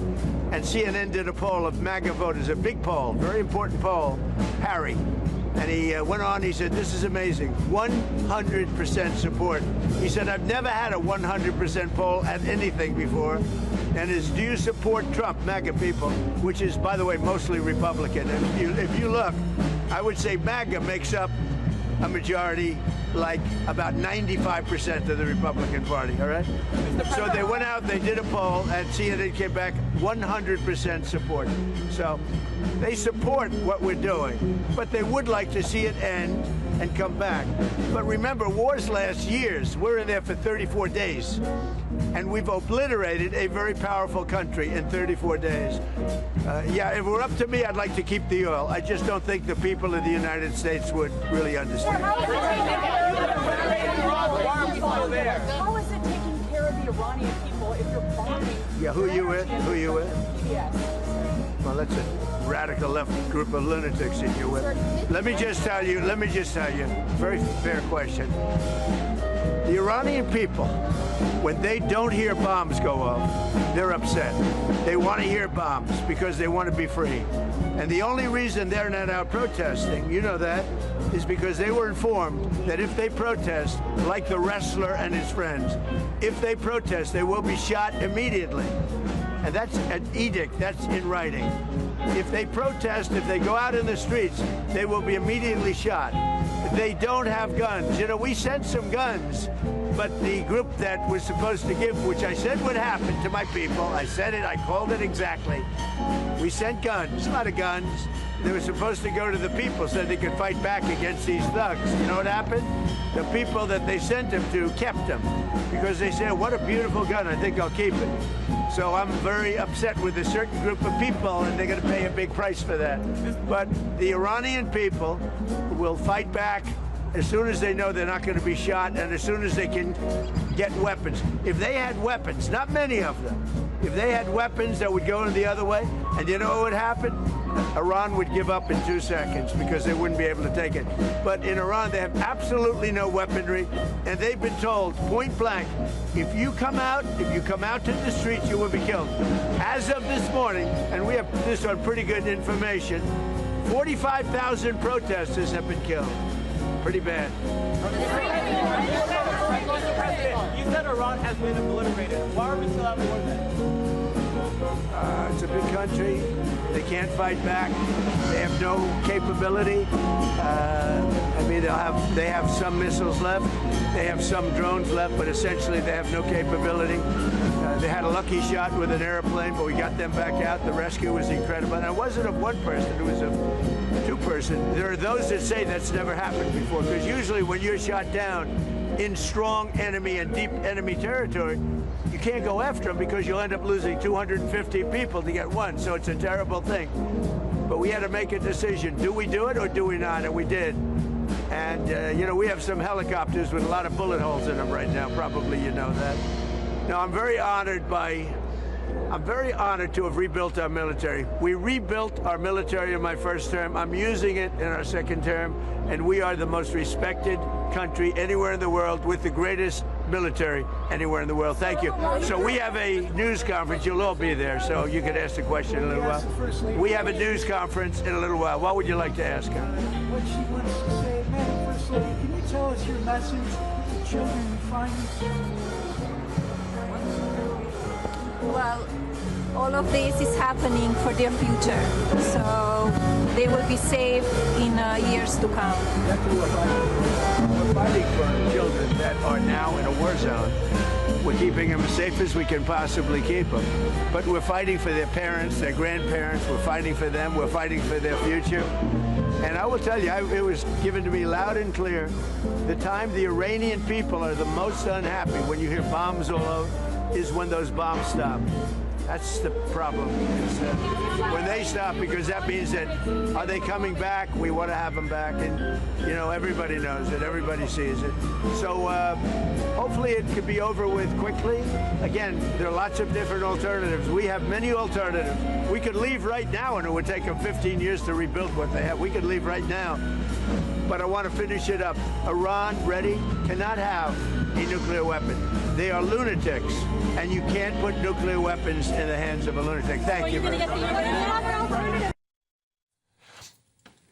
Donald Trump there speaking to the world's media on the South Lawn at the White House ahead of the Easter egg roll ceremony, a ceremony dating back to 1878, where we've heard today there are 40,000 real eggs, some of which will be rolled around the lawn. We had the surreal situation earlier on, Donald Trump being stood next to an Easter bunny on the White House veranda, and the bunny applauded the president as he told about the successful extraction of 2 American pilots from Iran. Where else would you see an Easter bunny give a round of applause to a president about a military manoeuvre? Some really key lines, Catherine Forster, coming out of that news conference there with the media.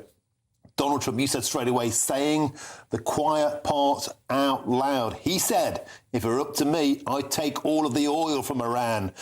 Nakedly there saying this is about seizure, control of the oil business, but also saying if they don't comply, if they don't listen, 6 o'clock is when the speech happens, about an hour and 40 minutes time. I'll wipe out their power plants. I'll wipe out their bridges. Very much still in war mode. Yes, very much. It was totally surreal with the jazz music playing in the background, but I thought that statement, if it were up to me, I'd take the oil, it's there for the taking. Like they did in Venezuela, yep. Let's face it, but that was a much more straightforward operation. They took out the guy at the top. They've left the rest of them in place under instructions to do as they're told. Iran, of course, are not playing ball at all. Interesting, too, that he acknowledged the American public are not behind this war. He said people want us to come home. They'd like us to win and come home.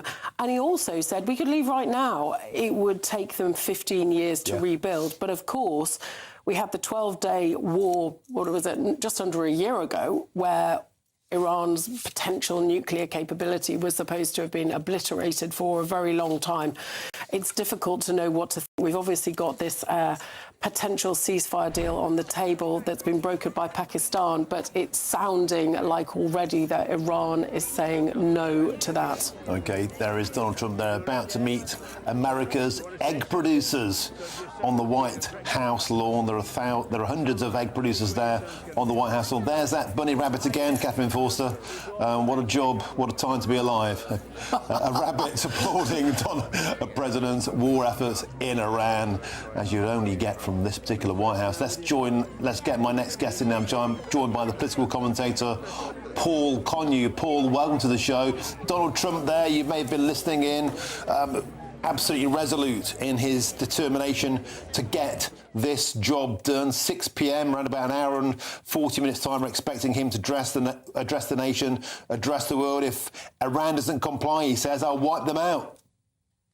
Yes, no profanities this time, though, but it's a very strange situation because on one hand, we have these possible peace moves or ceasefire moves, although Iran certainly is making it clear they want a permanent peace, not a ceasefire. And unless that happens, they're going to continue to prevent, safe passage through, or guarantee safe passage through the Straits of Hormuz. But I used to know Donald Trump in his pre-presidential days personally, quite well personally, and his behaviour at the moment is so erratic, that it's quite extraordinary. And his rant yesterday, in which he sort of also introduced the sort of language and references to Allah that would have sort of horrified America's Gulf allies too. I mean, it's on one hand he's saying that last week the Straits of Hormuz didn't matter to America at all. Now it does again. I mean, he veers all over the place, and certainly the American polls show that he is.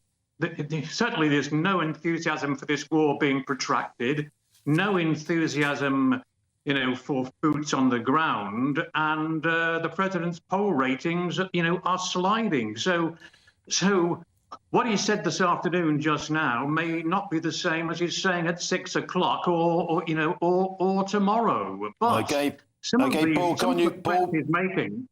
Paul, we have to leave it there. Thank you very, very much indeed. As you said, Paul Connew, all eyes will now be on 6 p.m. We have to leave it there. We ran out of time. Thank you very much for joining us, and a very happy Easter to you.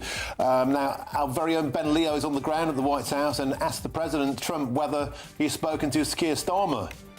Have you spoken with Keir Starmer, and also do you believe the UK could resurrect like Jesus this Easter weekend? Well, that's what they need. They have a long way to go. The UK has a long way to go. We don't want another Neville Chamberlain. Do we agree? We don't want Neville Chamberlain.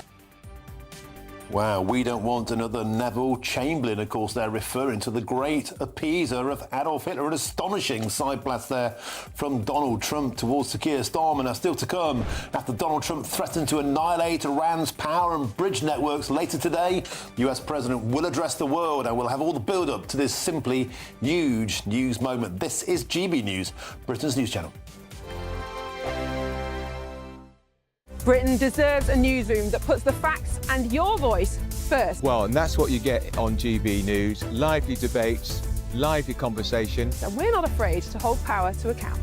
And each other. So join me, Andrew Pierce. And me, Miriam Gates, for Britain's Newsroom, weekdays from 9:30 on GB News.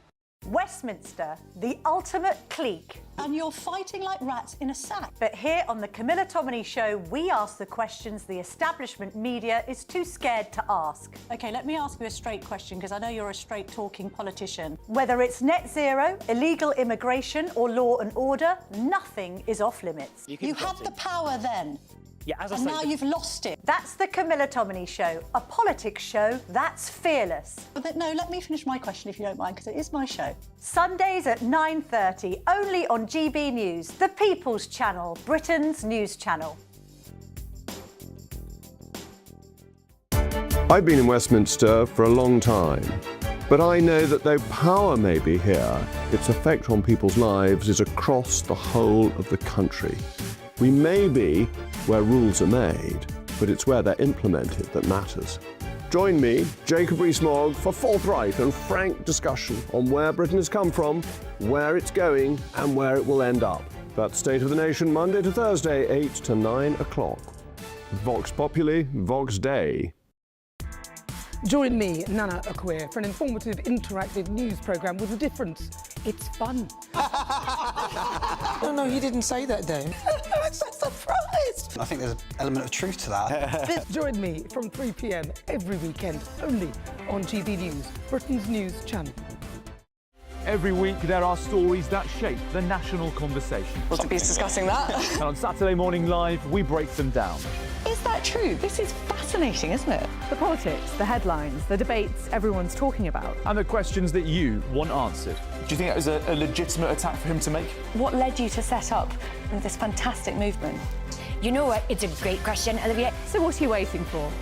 Your weekend starts here. Saturdays at 10 a.m, only on GB News. As soon as it hits 11 and the headlines come in, The Late Edition brings you the breaking news from all the front pages. because the news is going to happen. So get a head start today. Patrick Christie's tonight, Late Edition. Alex Armstrong tonight, Late Edition. From 11 o'clock every night. Only on GB News, the People's Channel, Britain's news channel. At GB News, we love to hear from you, our loyal community. So drop us a line at gbnews.com/yoursay. There you can talk to each other and also to the presenters live on air. gbnews.com/yoursay, because GB News is your channel, Britain's news channel.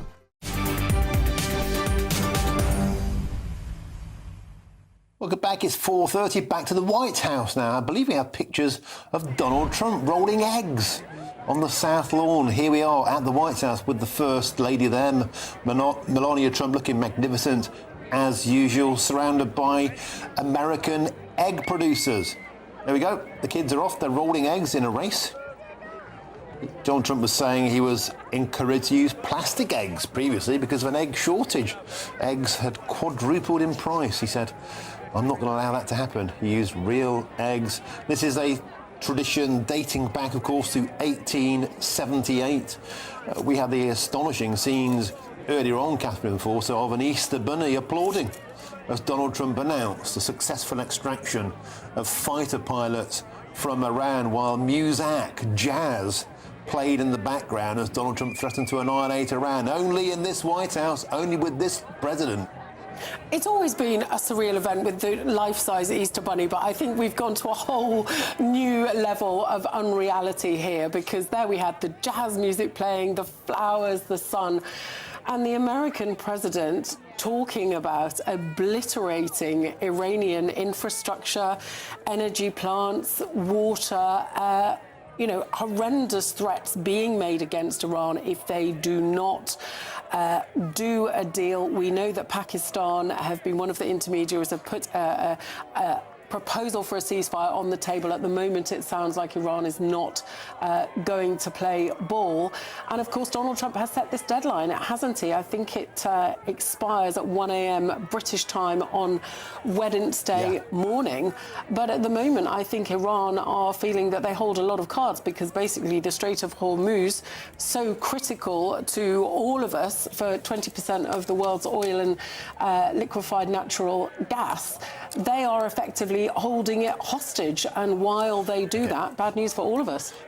And as we just said there, around about an hour and a half's time, Donald Trump to address the nation and the world on the situation in Iran. But a short moment ago, GB News' Ben Leo, of course, our man in Washington, asked Donald Trump about Sir Keir Starmer and Donald Trump's relationship with him, and got an astonishing response. Let's take a listen. Have you spoken with Keir Starmer, and also, do you believe the UK could resurrect like Jesus this Easter weekend? Well, that's what they need. They have a long way to go. The UK has a long way to go. We don't want another Neville Chamberlain. Do we agree? We don't want Neville Chamberlain. Catherine Forster, we don't want another Neville Chamberlain. Neville Chamberlain has been remembered in history as the great appeaser of Adolf Hitler. When the United Kingdom and the world was on a war footing with the rise of the Third Reich in Germany, Neville Chamberlain signed the Munich Agreement in 1938, effectively pandering to Adolf Hitler, remembered as a traitor of the UK. Of course, then Winston Churchill came in. Donald Trump has been very open, saying that Sir Keir Starmer is no Winston Churchill. But to mention to Ben Leo there, by the way, great work, Ben Leo, comparing Sir Keir Starmer to Neville Chamberlain. This is a huge blow. Incredibly cutting, that, wasn't it? I mean, bad enough for the Prime Minister a couple of weeks ago when he said this is no Winston Churchill that we are dealing with. And it is clear that for all the enormous efforts that this Labour government has put in to fostering a good relationship with the President, it has gone very, very sour indeed now. I have spoken to people very close to the Prime Minister who tell me that in days gone by, Donald Trump would literally pick up the phone to the PM. He might be cooking dinner, he might be watching the football, he'd ring him for a chat. And I was told that they genuinely got on very, very well. But it was the oddest odd couple, wasn't it? This real estate guy, this former human rights lawyer, somehow they made it work. But clearly the president is exceedingly upset. It started, didn't it, really, when we didn't initially give America permission to use the military bases, well, for offensive missions. We eventually gave permission to use for defensive missions, and we sent a warship rather slowly. But Donald Trump clearly very unhappy with us, although worth saying, we're not the only ones in the doghouse. Pretty much all of Europe have said this is not our war, and Israel and America decided to do this without consulting us. And but the problem is, of course, it might not be our war, but it's all of our problem now because what's happening in the Strait of Hormuz. An hour and 25 minutes' time, Donald Trump expected to address the nation, address the world on the situation in Iran, which he's repeatedly said again today he will annihilate if they do not comply. He wants their oil, he said, and an astonishing outburst once again towards our Prime Minister, Keir Starmer, to GB News' Ben Leo there on that White House South lawn, comparing Sir Keir Starmer to Neville Chamberlain, of course, known as the Great Appeaser, who went to see Adolf Hitler in Munich in 1938, came back. I believe it is peace for our time. Less than a year later, Hitler invaded Czechoslovakia, and the rest is history. The special relationship taking yet another hammer blow on the lawn of the White House today. Astonishing stuff. Coming up on the show, more reaction to the news that President Trump has once again slammed Sir Keir Starmer over his weak response to the war in Iran. Stick with us. This is a huge day in politics. Hello there and welcome to your GB News weather update from the Met Office. Over the next few days we will see plenty of dry and sunny weather. There is still some spots of some showers here and there, but it will turn increasingly warm as we head through the middle part of the week. Now that's all to do with this high pressure system we've got out towards the southeast. It is going to keep this low pressure up towards the northwest at bay for much of the coming days. But overnight tonight we will see plenty of clear skies. The cloud that we did see across Northern Ireland will be confined more out towards the west, and we will see increasingly clear skies across Scotland through the early hours of the morning as well. So temperatures will fall away across the northern half under those clear skies, but across the south where the winds are up a little bit, temperatures will stay into those high single figures, maybe even those double figures in a few places across the southwest. Now there will be some mist and fog in some prone spots as well, but as I said, it will still be mild across the south. We will then introduce a little bit more cloud across Northern Ireland by the early hours of Tuesday, and there are a few spots of some showers across the Western Isles of Scotland as well. But a chilly start here. We could see a bit of a grass frost as mentioned, but once that sun does come up, it should melt away rather quickly as well. And then through the day on Tuesday, plenty of sunshine. It will be a pretty warm day across England and Wales as well. Across the west, we do have some high cloud and some rain across Northern Ireland. So the sunshine will just turn a little bit hazy through the afternoon, but temperatures much warmer than what we saw on Monday. Highs of around 21, possibly even 22 degrees, which is likely to be the warmest day of the year so far. Now through the evening, this band of rain will slowly move its way eastwards across Northern Ireland and Scotland as well, so it does turn increasingly wet here. But Wednesday, still another bright and sunny day. Temperatures up once again, but as we go through the week, they will slowly start to be on the decline. Thank you for making us Britain's #1 news channel. Together, we have built something truly extraordinary.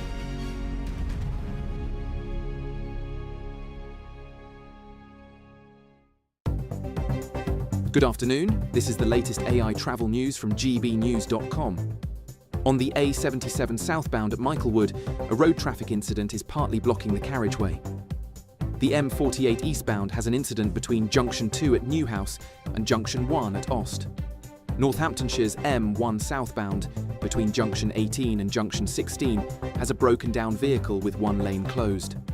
Essex has a crash on the M11 southbound between Junction 10 and Junction 8 with one lane shut. And on the trains, Avanti West Coast has major engineering work at London Euston, and Greater Anglia is disrupted between Shenfield and Chelmsford. For more travel news, go to gbnews.com.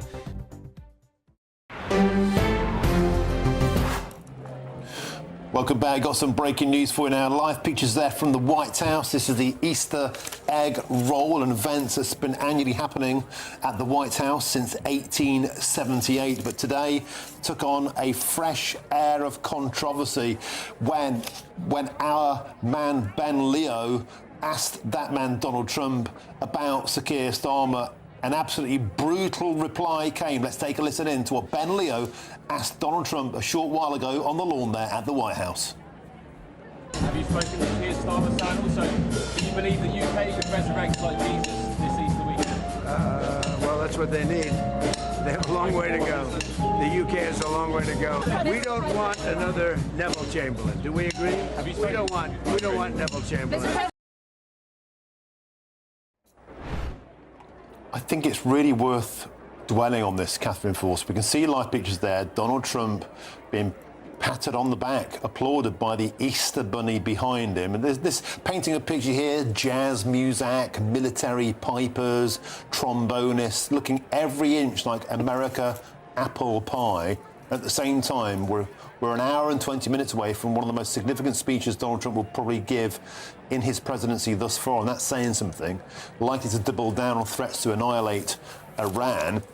But a short while ago, Catherine, when Donald Trump was asked by Ben Leo about Sir Keir Starmer, and Donald Trump said, the UK has got a long way to go. What we do not want is another Neville Chamberlain. Now, Neville Chamberlain, just for those who aren't aware, the Prime Minister, as Hitler's Third Reich was growing in menace, growing in size, was seen as an impotent Prime Minister who went to Munich in 1938. Recall the war started a year later, and he came back. It's that famous speech, I have in my hand a piece of paper. He said this: "My good friends, for the second time in our history, a British Prime Minister has returned from Germany bringing peace with honour. I believe it is peace for our time." Catherine Forster, Adolf Hitler invaded Czechoslovakia a year later, and on September the 1st, 1939, then moved into Poland, and Britain declared war on the 3rd of September 1939. The historical context and the comparison of comparing Sir Keir Starmer to Neville Chamberlain was absolutely withering. It was a really brutal takedown, wasn't it, of the Prime Minister? And it's only a couple of weeks ago that there was a huge furore when Donald Trump said, this is not Winston Churchill that we're dealing with. This is a huge magnitude worse, the comment that he has just made. And I think that this is like a particularly toxic divorce, because clearly he loves the United Kingdom. His mother was Scottish. He adores the royal family, the late Queen Elizabeth II in particular. King Charles is going on a visit in just a couple of weeks, but it comes at a time that the special relationship is under enormous pressure, and this relationship that the Prime Minister has fostered and curated and cultivated very carefully for so long does feel at the moment absolutely broken, though of course Westminster insiders will tell you the special relationship is not just the relationship of two leaders. It is an incredibly intricate and solid military, intelligence and so on and so forth relationship between two countries. And Catherine Forster, of course, many critics of Neville Chamberlain, including a certain Winston Churchill, argued that Britain should have stood up to Adolf Hitler earlier and rearmed faster, and that Neville Chamberlain was remembered historically as a coward who refused to stand up to tyrants. Military historians will have a field day on this one. But shortly after that bombshell that Ben Leo got from the president, after speaking to the US President Donald Trump, he also caught up with his son, Eric Trump, and he asked him about the resurrection of the United Kingdom. Happy Easter. Thank you. Just wondered if you thought, I asked the same question to your dad, if you thought the UK could be resurrected like Jesus. Needs to be. Needs to be. Free speech needs to be resurrected in the UK. Yeah. Thank you, man. Thanks. There we go. That was Donald Trump's son, Eric, saying Free speech needs to be resurrected in the UK. Thank you, Ben. Another assault from the Trump family on Sir Keir Starmer, not only comparing Sir Keir Starmer to Britain's coward Prime Minister Neville Chamberlain, the great Hitler appeaser, but also now a second attack on the perilous state of free speech in the United Kingdom. Catherine Forster, this was meant to be a happy Easter event. Look at it, sunshine-soaked, Easter bunnies, military bands. It's now turned out to be a flamethrower on Sir Keir Starmer's regime. Well, everybody tiptoes around the American president, but Donald Trump does not tiptoe around anybody. He just says what he wants when he wants. And of course, J.D. Vance at the Munich Security Conference last year, I was there, was absolutely excoriating about Europe, but about the UK in particular, focusing on what they see as unlimited migration and free speech. Particularly, I was there in Munich, I was there again this February just gone, and Marco Rubio, the Secretary of State, was there for America. This time, he had a much more emollient tone, much more pleasing to the people listening, but the message was quite similar underneath it, talking about free speech, talking about migration, talking as America sees it, or the MAGA crowd certainly, about Europe as a civilization in decline that needs to step up and get its house in order. Of course, that is not a view shared by most European leaders. Just again to repeat, scenes on your picture, on your screens now, live images from the White House, the South Lawn, an annual event, the Easter egg roll, where the president rolls eggs. Children had an egg rolling race this year to support the egg farmers of America. The price of eggs are going to fourfold when Donald Trump came into power. He made a priority to support the egg farming industry. But to use a few egg metaphors today, Catherine Forster, this special relationship was already cracked. Now it's been scrambled, battered, fried. This is meant to be a good news moment. This is meant to be wholesome apple pie. Sir Keir Starmer's just been obliterated. Well, we have to hope that the king, who is held in incredibly high esteem by Donald Trump, is going out in just a couple of weeks, and we expect that he will try to use his role and his influence to calm the waters. OK, Donald Trump there, the man of the moment, of course, expected to address the nation in around about an hour and a quarter's time on the perilous state in Iran. What a news day! Stick with us, we'll have full reaction to that astonishing comment that Keir Starmer is a Neville Chamberlain, the great Hitler appeaser. That's next.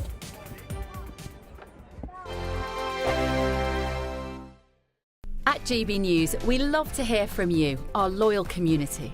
So drop us a line at gbnews.com/yoursay.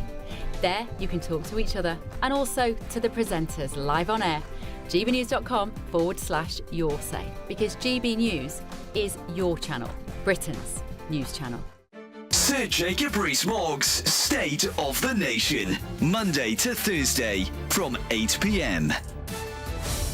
This has all just been blown out of proportion, to be fair. I don't know the individual who's put it up, or the first time I've heard about it today. It's basically, by the sounds of it, it's just a joke between soldiers, you know what I mean? But he's just venting his opinion, which he's entitled to. And, yeah. And speaking to your friends who are still in the army, do you think there is a problem with morale, or do you think that the song isn't indicative of any real problems? I don't think it's vindictive whatsoever. We've always mourned, when we've been in the army, we've always mourned about things, what were going on and stuff like that. But I've listened to this song and that lot. I think it's quite hilarious in some certain aspects of it. It's just a bit of... It didn't mean... I don't think the individual's done it maliciously. I think it's just a banter between lads and that. But I think they're all thinking the same. That's all it is. It's harmless, and is this really. the sort of humour you commonly had when you were serving, that people would say everything's terrible and the top brass are absolutely useless and out of touch? Oh, yeah. We'd always mourn. That's what we've always done. We've done it for years and years and years. It's just like, whatever. It's just we make jokes out of each other all the times. We've got a dark sense of humour in the military. We've always have done it. That's what gets us by. And it's just been taken too seriously and blown out of proportion. Perhaps by oversensitive military bods. I don't know. It's just people are just blowing this out of proportion. And I hope the individual's not going to get into trouble for what he's Let's done. hope not. He hasn't done no bad in my eyes. GB News, the People's Channel. Join me, Nana Akwe, for an informative, interactive news programme with a difference. It's fun. No, you didn't say that, Dave. I'm so surprised. I think there's an element of truth to that. Join me from 3 p.m. every weekend, only on GB News, Britain's news channel. Breaking news, live updates, stories that matter. From the heart of the GB newsroom to every corner of Britain, with our team of dedicated journalists across the UK. GB News bulletins are there to deliver the latest news that matters to you. Bulletins on GB News, the People's Channel, Britain's news channel.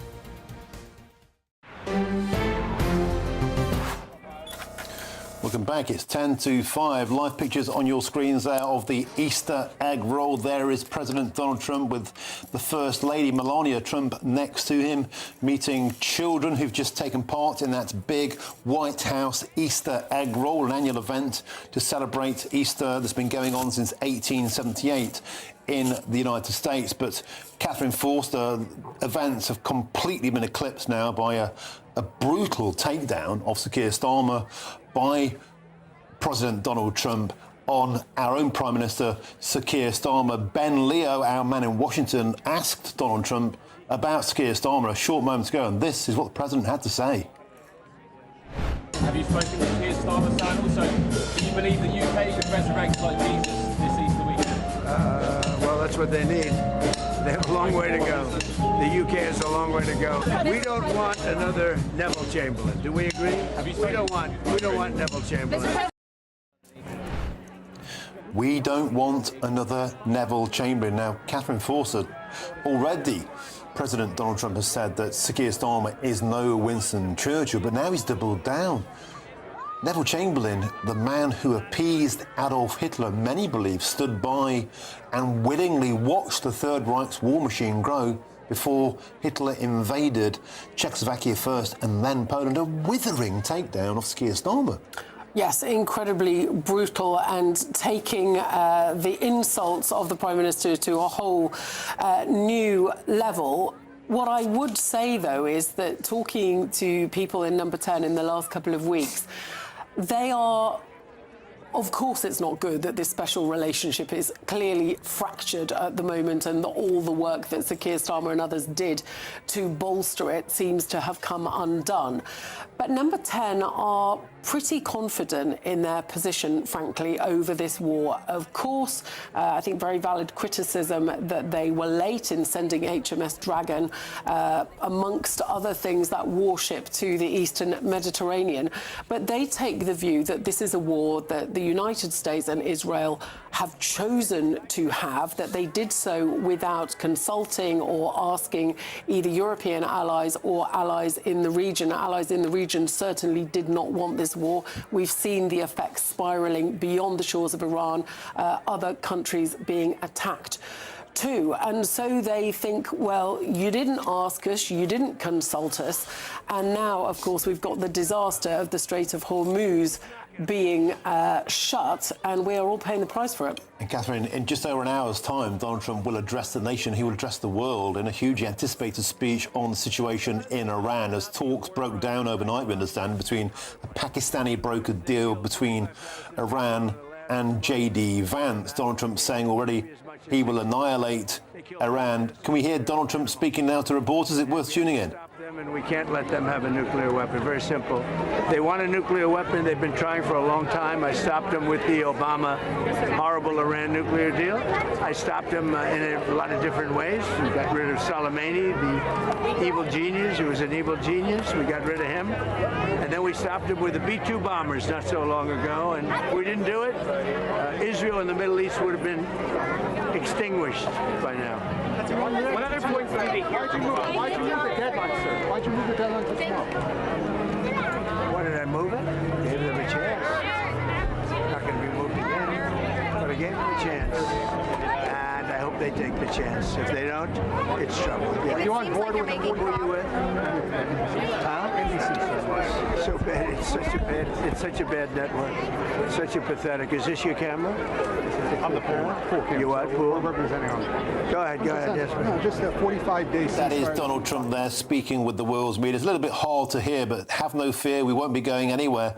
We'll be hovering over these live pictures throughout the rest of the hour. And then the build-up to a hugely anticipated speech at 6 p.m. on the future situation between America and Iran. Will there be all-out warfare today as a special relationship between America and the United Kingdom lies broken like an egg on the lawn of the White House as Donald Trump compares Sir Keir Starmer to Neville Chamberlain? Stick with us.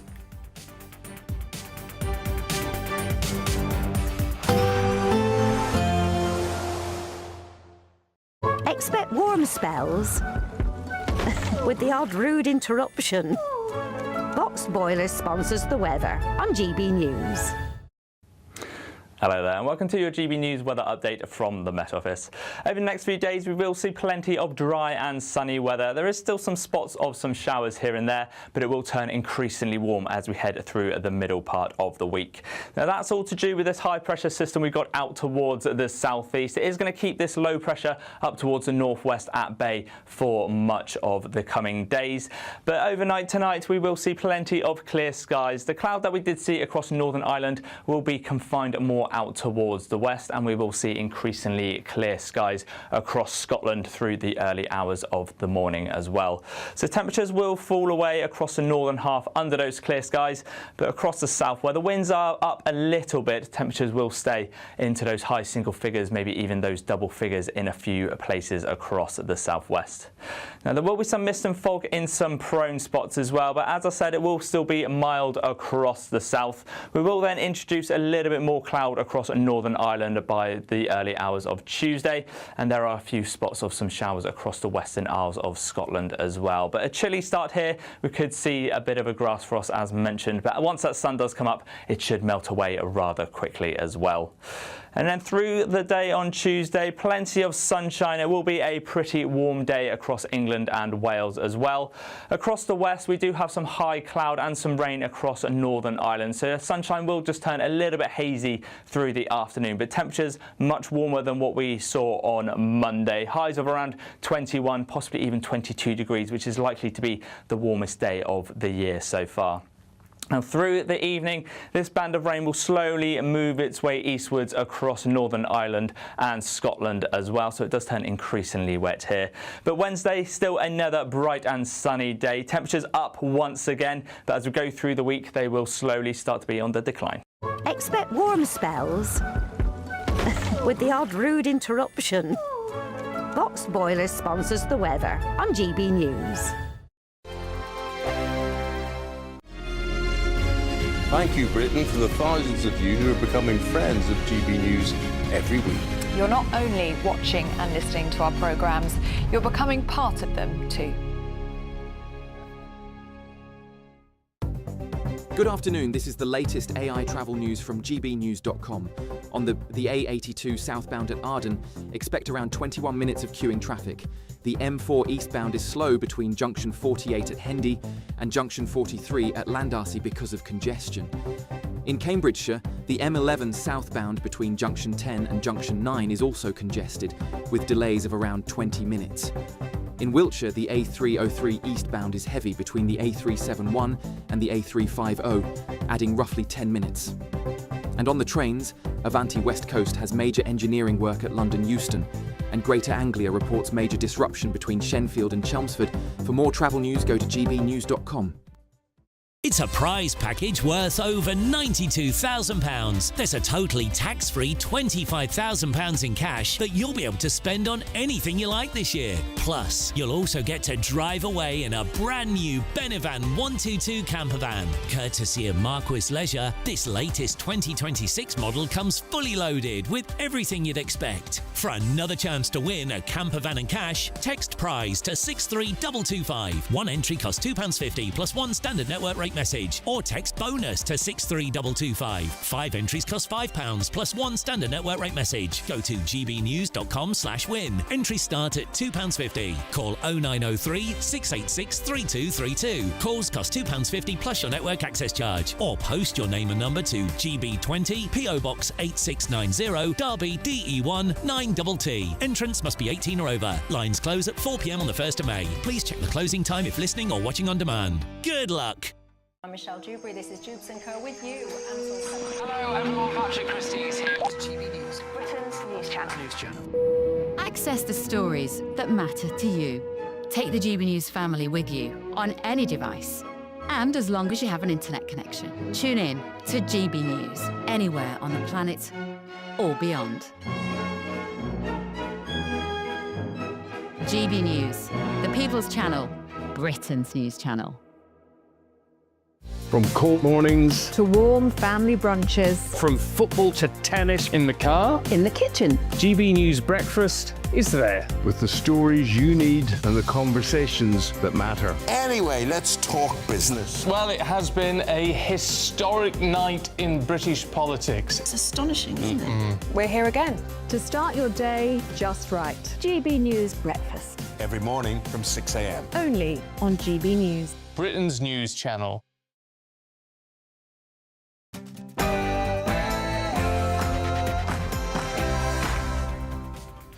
A very, very good afternoon to you and a very happy Easter Monday. Hope you're having an excellent time. It's 5 p.m. and welcome to the Martin Daubney Show here on GB News, broadcasting live across the UK. We've got all the very latest news, debate and analysis all the way through until 6 p.m. We've got a cracking show and here's what's on today's menu. Have you spoken to Keir Starmer, Sir? And also, do you believe the UK could resurrect like Jesus this Easter weekend? Well, that's what they need. They have a long way to go.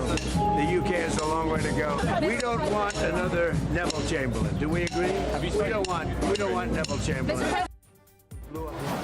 An astonishing assault there on Keir Starmer from US President Donald Trump has once again hit out at the Prime Minister over his response to the war in Iran, telling GB News' Ben Leo that the UK doesn't want another Neville Chamberlain.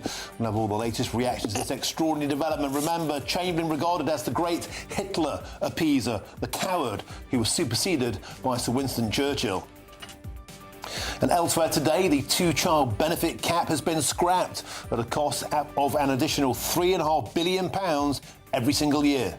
Scrapping the two-child limit is an enduring investment in our children and in our future. But today, GB News can reveal that the huge majority of those catching in are Pakistanis, Bangladeshis and black Africans. Is that a fair use of British taxpayers' money? Or might this bumper handouts be a cash full vote scheme? That's all coming up in your next hour.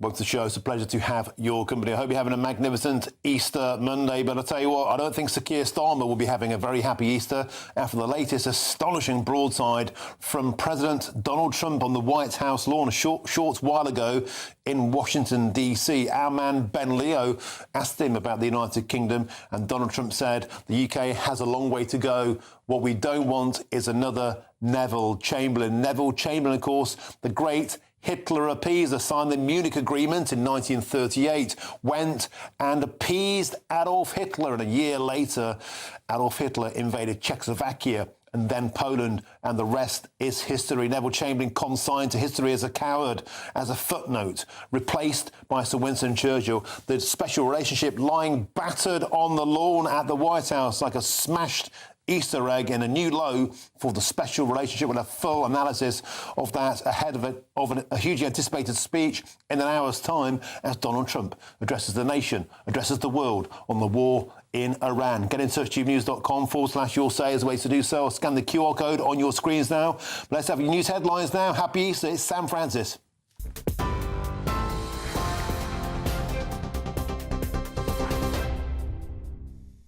Martin, thank you, and happy Easter indeed. Just gone 5 o'clock. The top story, the fragile diplomatic push to end the crisis between Iran and the United States is continuing, but both sides are still very far apart. Tehran has now rejected a ceasefire proposal, insisting instead on a permanent end to the conflict and setting out a 10-point plan, including sanctions relief, reconstruction of the country and safe passage through the Strait of Hormuz. Well, at the White House earlier, Donald Trump insisted talks are continuing with what he calls reasonable people inside Iran, claiming newer leaders are less radicalised than those killed since the war began. But he says a Tuesday deadline, for a deal is still final, suggesting the conflict could end very quickly if Iran does what they have to do. He also says Iran's latest proposal is significant but still not good enough, and defended his expletive-filled threat over the weekend to rain hell on the country, saying he was only making a point. He even suggested he could prolong the war to seize Iran's oil, but admits he may end it instead to simply keep the American public happy. Here, around 450,000 children are expected to be lifted out of poverty after the government scrapped the two-child benefit cap. It's part of a wider package to tackle the cost of living, including expanding statutory sick pay to more than 1 million workers and introducing day-one paternity rights. The state pension will also rise by up to £575,000 a year, in what Sir Keir Starmer has called one of its proudest moments for the government. The Home Secretary is under increasing pressure tonight to ban Kanye West from entering the UK ahead of the Wireless Festival this summer. The rapper is due to headline all 3 nights in Finsbury Park, but critics say his past anti-Semitic remarks go beyond just one-off incidents. The Prime Minister also says the booking is deeply concerning, while campaigners are calling for Kanye West to be completely barred from the country. Major sponsors, including Pepsi, have also pulled out of the festival. In Ukraine, 3 people, including a mother and her baby, have been killed in Russian drone strikes on the Ukrainian port city of Odessa. The 30-year-old woman and 2-year-old daughter were among those killed when residential buildings were hit today. A nursery and energy infrastructure were also damaged, leaving nearly 17,000 homes without power. The NHS is urging patients not to delay treatment even as resident doctors begin a 6-day strike from tomorrow. Tens of thousands are walking out for the 15th time in a long-running dispute over pay and working conditions. Health leaders say contingency plans are in place, but they are warning disruption is still inevitable. Well, earlier today, one GP told us here on GB News that staff shortages are already leading to what she described as substandard care.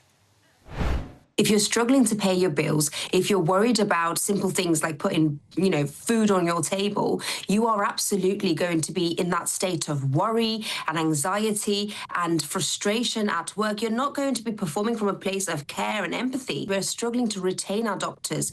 Countries like New Zealand are paying 2 times more than we are in the NHS, and we are seeing thousands of doctors leave the UK. Now, that creates extra work for the ones that are left behind over here, and that does create burnout.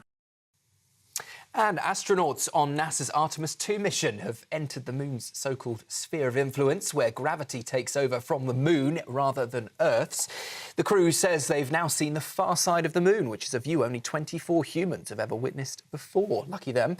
They're preparing for a 6-hour flyby using a manoeuvre first made famous, of course, during Apollo 13.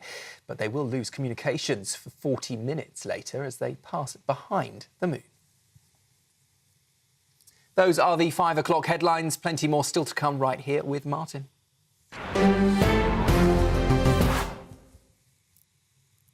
Indeed, Sam Francis, and to the ongoing conflict in the Middle East now. And our very own Ben Leo is on the ground at the White House. And he asked the President, Donald Trump, whether he has spoken to Keir Starmer about the Iran war. And brace yourselves, the comment was explosive. Have you spoken to Keir Starmer, Sam? Also, do you believe the UK could resurrect like Jesus this Easter weekend? Well, that's what they need. They have a long way to go. The UK has a long way to go. We don't want another Neville Chamberlain. Do we agree? We don't want Neville Chamberlain. Wow. Well, let's now speak with the former Royal Navy commander and the security expert, Tom Sharp. Tom, welcome to the show. I hope you're having a wonderful Easter. I'll tell you what, I don't think Sir Keir Starmer is having a very happy Easter whatsoever. After that, our man Ben Leo asked for an update, and Donald Trump, we've already heard him say that Sir Keir Starmer is no Winston Churchill, but Tom Sharp today saying we don't want another Neville Chamberlain. Chamberlain, of course, seen as the great appeaser of Adolf Hitler, a coward, a failure. It's an astonishing comparison. It is, isn't it? And it's just another in a long line of insults and flip-flopping between insults and then asking for help. I think that's what makes it even more difficult to kind of assimilate where we are. And I suppose, you know, our defence apparatus needs to try and rise above it. I think it was Macron the other day saying, you know, this isn't how we do international business. Well, clearly Donald Trump thinks it is. And so at a basic level, we have a bit of a problem. But you know, if he wants our help, of course, you know, then he needs to ask for it in a way that's civil and not abusive. But we don't seem to be able to get past that at the moment. It's worth pointing out, of course, that when Neville Chamberlain went to Munich in 1938 to meet with Adolf Hitler, it was seen as a last-ditch attempt at peace. Upon returning to London, Neville Chamberlain famously declared, "My good friends, for the second time in our history, a British Prime Minister has returned from Germany bringing peace with honour. I believe it is peace for our time." And of course, Tom Sharp, that is not what happened. A year later, of course, Adolf Hitler invaded Czechoslovakia and then next Poland. In terms of the historical comparisons being made here, Tom Sharp, extremely unflattering for Sir Keir Starmer. Yeah, very unflattering. And Chamberlain, despite all his faults, and history has been unkind to him, he was at least significantly ramping up defence expenditure, even whilst appeasing. You know, we were literally flying up through the percentage levels in terms of because you can do both, and you should do both at the same time. So right now we're not even doing that. We're not even making any meaningful strides towards increasing the defence expenditure that would allow us to contribute to these things in a more meaningful fashion. There's lots of stuff we're doing and have been since the 28th of February, pretty much straight in there with fast jets, flying defensive sorties. We flip-flopped on the bases, which made us look a little bit confused. We were very slow with the Navy. So there are things we've been doing, but we've got to start looking after ourselves, and that requires a significant increase in expenditure, which Neville Chamberlain was doing whilst furiously appeasing everyone at the same time. Tom Sharp, of course, we're expecting Donald Trump to address the nation, the entire world, in about 50 minutes' time. Of course, we'll have all of that live on GB News and the full analysis throughout the rest of the evening. But it's worth now dwelling upon the fact that Donald Trump is at a crossroads, and once again he was in very brusque form on the lawn at the White House, doubling down, trebling down on those words to wipe out Iran's power plants, its bridges, its defensive capability, unless Iran agrees to some kind of ceasefire and a reopening of the Strait of Hormuz, and a dramatic rescue, Tom Sharp, of those two fighter pilots from Iranian territory. But this war, 34 days in, doesn't seem to be ending anytime soon, Tom Sharp. No, it doesn't, and it's in Iran's gift to do so, and I think that's a really important point. You know, this stops for one of three reasons. Firstly, they choose to.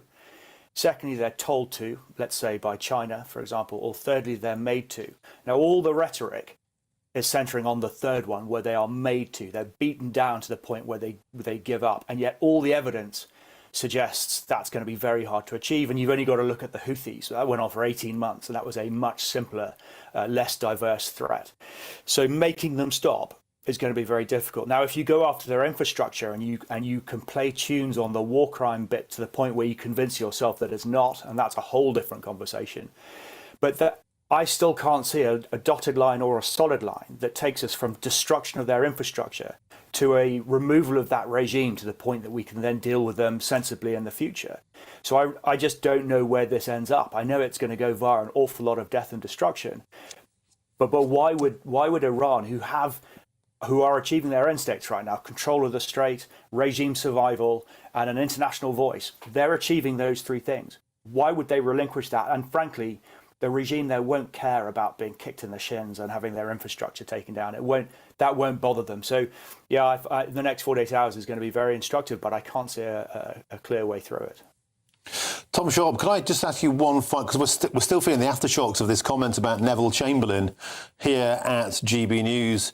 The point that he's remembered for most in history is the notion that if you appease a dictator, it emboldens them because they believe that you won't fight back. And that's certainly what Neville Chamberlain, that's the message he gave out to Adolf Hitler. France won't join in the war, Britain won't join in the war, and embolden them to rearm and carry on. Do you think that's a fair comparison to make in terms of Sir Keir Starmer's relationship with the Ayatollahs? They believe that Britain won't join in, therefore it emboldens them to carry on.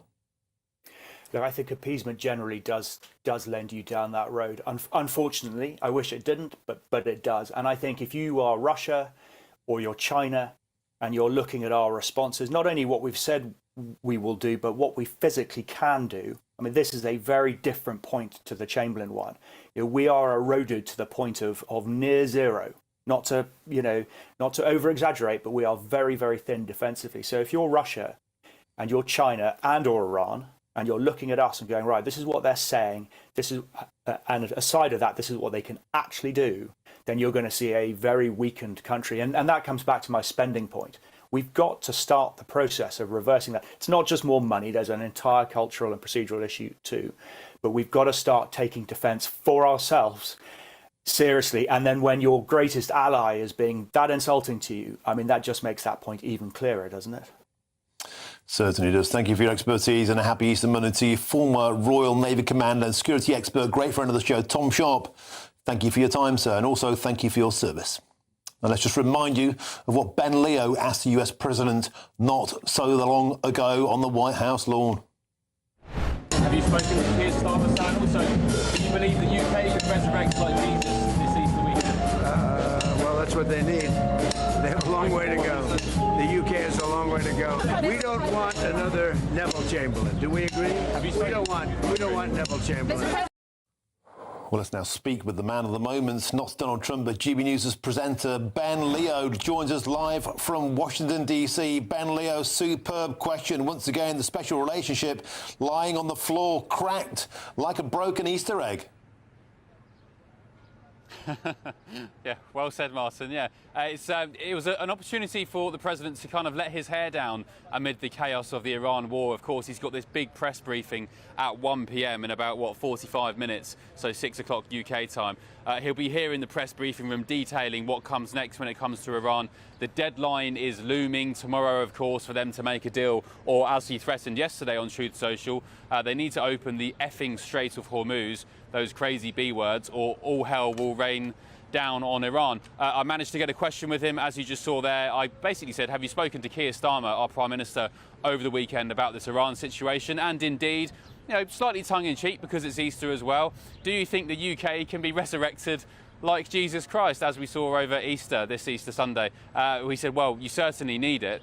We don't want another Neville Chamberlain, an absolutely damning blow again to Keir Starmer, who we know now has disappointed the President Trump, and indeed this administration, because of his reluctance to get involved in the Iran war. It has to be said, I think, generally, if you look at polls in the UK, Keir Starmer, who doubled down again last week, saying we are not getting involved in this war, I'm putting British interests and British lives first.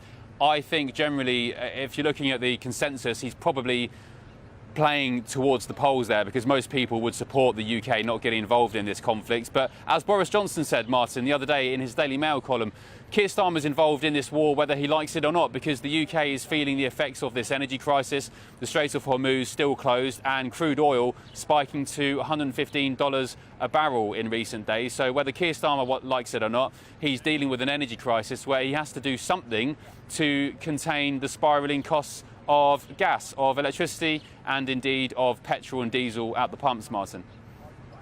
Ben Leo, superb questions as ever. Our man in Washington, D.C. will speak to you later on in the show as that huge anticipated speech is delivered, as you say, in about 45 minutes' time. Thank you, Ben Leo.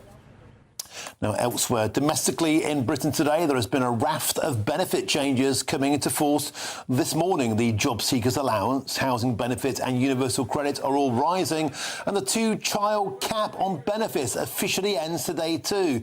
A move that Sir Keir Starmer called as one of his proudest moments as Prime Minister. Here's a reminder of the Chancellor Rachel Reeves praising the move during her spring statement last month. Capping the two-child limit is an enduring investment in our children and in our future. To realise the potential of young people whose otherwise potential would be wasted. Well, let's now speak with the Labour Party MP for Bournemouth East, and that's Tom Hayes. Tom, welcome to the show, and a very, very happy Easter Monday to you, sir. A raft of benefits increases out today, but initially the Labour Party wanted to cut back £5 billion in benefits. Your backbenchers wouldn't allow that. Instead, today, there's a £12.5 billion benefits bonanza. Can Britain really afford this? Happy Easter, Martin. Today, the Labour government are choosing to take children out of poverty. 450,000 children across our country are going to be lifted out of the poverty that they were trapped in. And this is not, as you're implying here, about feeding dependency. It's about feeding hungry kids. Because if hungry kids can't learn in their classrooms, how are they going to get the education? Which means that they can contribute to the economy, they can pursue jobs, and they can expand the tax base.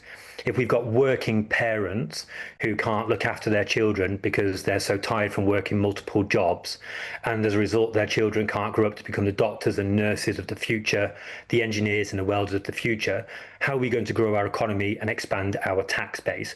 This is about choosing to be on the side of young kids who are in poverty through no fault of their own, and I'm unapologetically proud of that. It will help 3,000 children in Bournemouth, the town that I represent in Parliament. Like I say, it will help 450,000 children across the country as a consequence of this decision. We're also freezing prescription charges, we're freezing rail fares, we are lifting the state pension, and we're also making sure that we're bringing down our energy bills with that £117 reduction, which started on the 1st of April. Tom Hayes, my parents taught me, and forgive them, they're from Nottingham, they said if you can't afford to feed them, then don't breed them.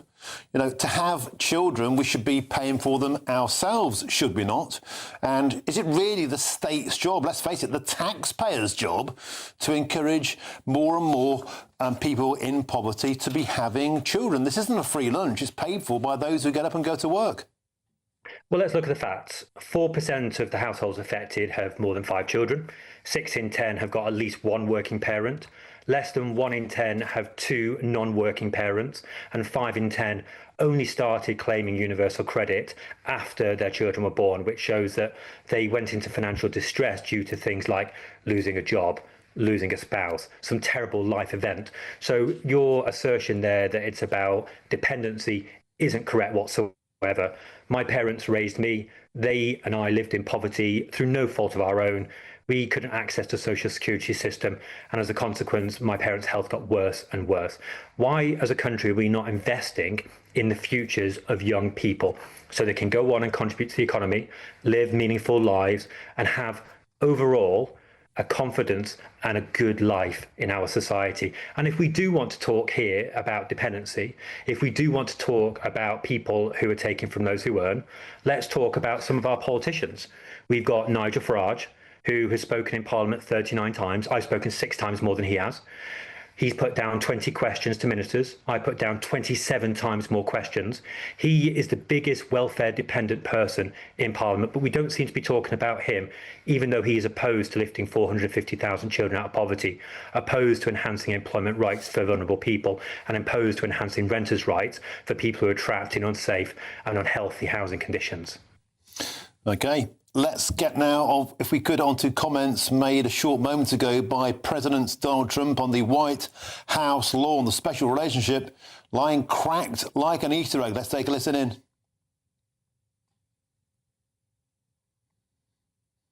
No, we're going to show the clip and then get some reaction. We don't have the clip. OK, thank you very much. Tom Hayes, the clip said that Donald Trump said we don't need another Neville Chamberlain. Of course, Neville Chamberlain, the great appeaser of Adolf Hitler. It's been bad enough that Donald Trump has said that Keir Starmer is no Winston Churchill, but to compare Keir Starmer to Neville Chamberlain surely is a new low. Let's be honest here. Is anybody seriously listening to President Trump when he makes these comments? He is no student of history. That is clear. And because he's no student of history, he's launching wars that have no end point, wars with changing goals, wars which he claims have been won when they haven't, wars which he claims that the Iranians will bow to his peace demands over when time and again he's had to go back on his deadlines. He's just not a serious world leader. And I think that you and I, our Parliament and GB News, should not be giving him the attention that he's craving. We shouldn't be baiting him with these kinds of questions so that he can score open goals against our Prime Minister when the Prime Minister has done what the country wants, which is to learn the mistakes of Iraq and not to get involved in another Middle Eastern adventure, not to put British bases, British interests and our British economy at stake. Tom Hayes, the British economy is at stake, whether we like it or not. We're dependent on oil and gas. We've seen today that the net zero policies aren't working. We still depend 75% of our economic and energy requirements on fossil fuels. We are at the bequest of nations like Iran, whether we like it or not. And to say that our RAF bases are at risk, that's because the Labour Party was so slow to deploy HMS Dragon. Well, I reject all of that. And actually, we're importing 17% less gas and oil since the Ukraine invasion. We are in a much more resilient place as a country because the UK, under Labour, is pursuing homegrown renewables and nuclear. That is actually the pathway to true energy independence and true energy security. But that isn't working. Continue to be The vulnerable. government's own figures today show that we are still... Tom, you can talk over me the party line all you like. Let's just get back to facts. The government's own data today show the British economy is still 75% dependent on fossil fuels, the same as when the Labour Party came into power. The net zero policies aren't working, prices are going through the roof, and that's because many believe we've surrendered our sovereign right to produce more oil and gas from the North Sea. Well, that's bonkers. And on top of that, we're seeing that renewables are cheaper than maintaining and building new gas stations. The latest when will they be cheaper? Because the prices are just going up all the time. They are 40% less. But you're right to point out here that we are still vulnerable to these fossil fuel price shocks. Now, the question I would put to you and to your viewers is this. Why should the UK continue to be vulnerable and at the mercy of these price shocks? We are seeing... Because we import oil and gas that we could be producing domestically. We are seeing once-in-a-generation crises now happening every 3 or 4 years.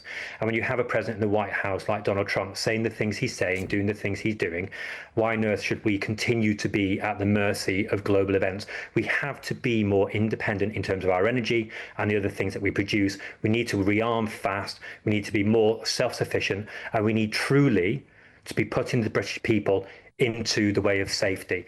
It's a more insecure world, growing more insecure by the day. One of our strongest allies, America, is proving that it is less dependable than we would like. We have to think about who our allies are, grow closer to them.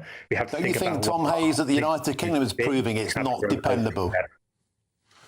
I beg your pardon. Okay, Tom, I'm being told we need to move on. Tom Hayes, thank you very much for your time there. Labour Party MP for Bournemouth East. Tom Hayes, happy Easter to you, sir. Now, still plenty more to come. More reactions to Donald Trump, yet again slamming the British Prime Minister, Keir Starmer, comparing him to Neville Chamberlain, the great Hitler appeaser. Is the special relationship now on death row? And, of course, Donald Trump due to speak to the nation, to the world, in about 35 minutes' time, here on GB News, Britain's news channel.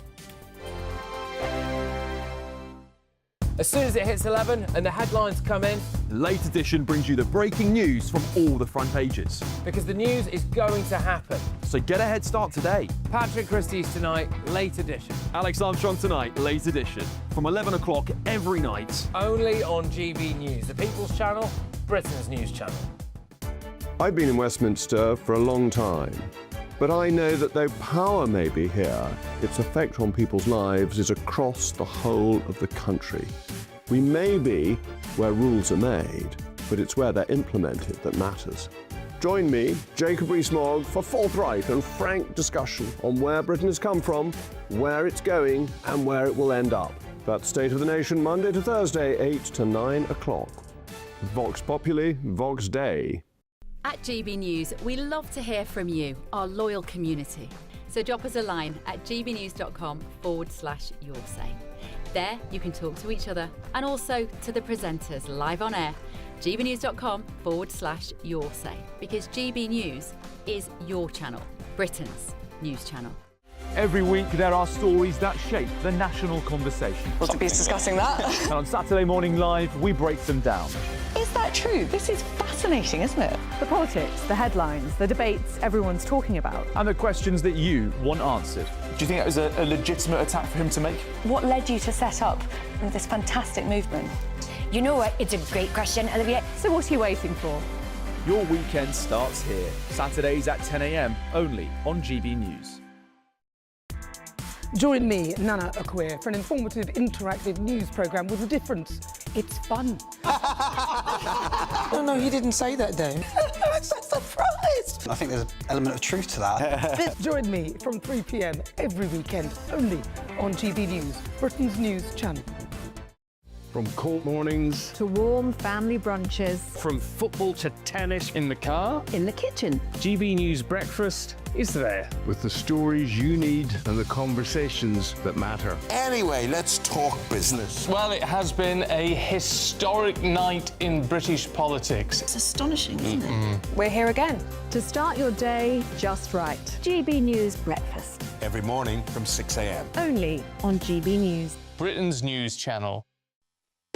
You want to know what's really going on in the corridors of power? Labour don't know what to do with you half the time, and that makes you quite lethal in the chamber. Get behind the headlines with Chopper's political podcast. Join me, Christopher Hope, as I sit down with the great and the good of British politics. We'll see where this ruling takes us. These are the stories shaping our nation. Chopper's political podcast, available now on all platforms. Listen in and stay ahead.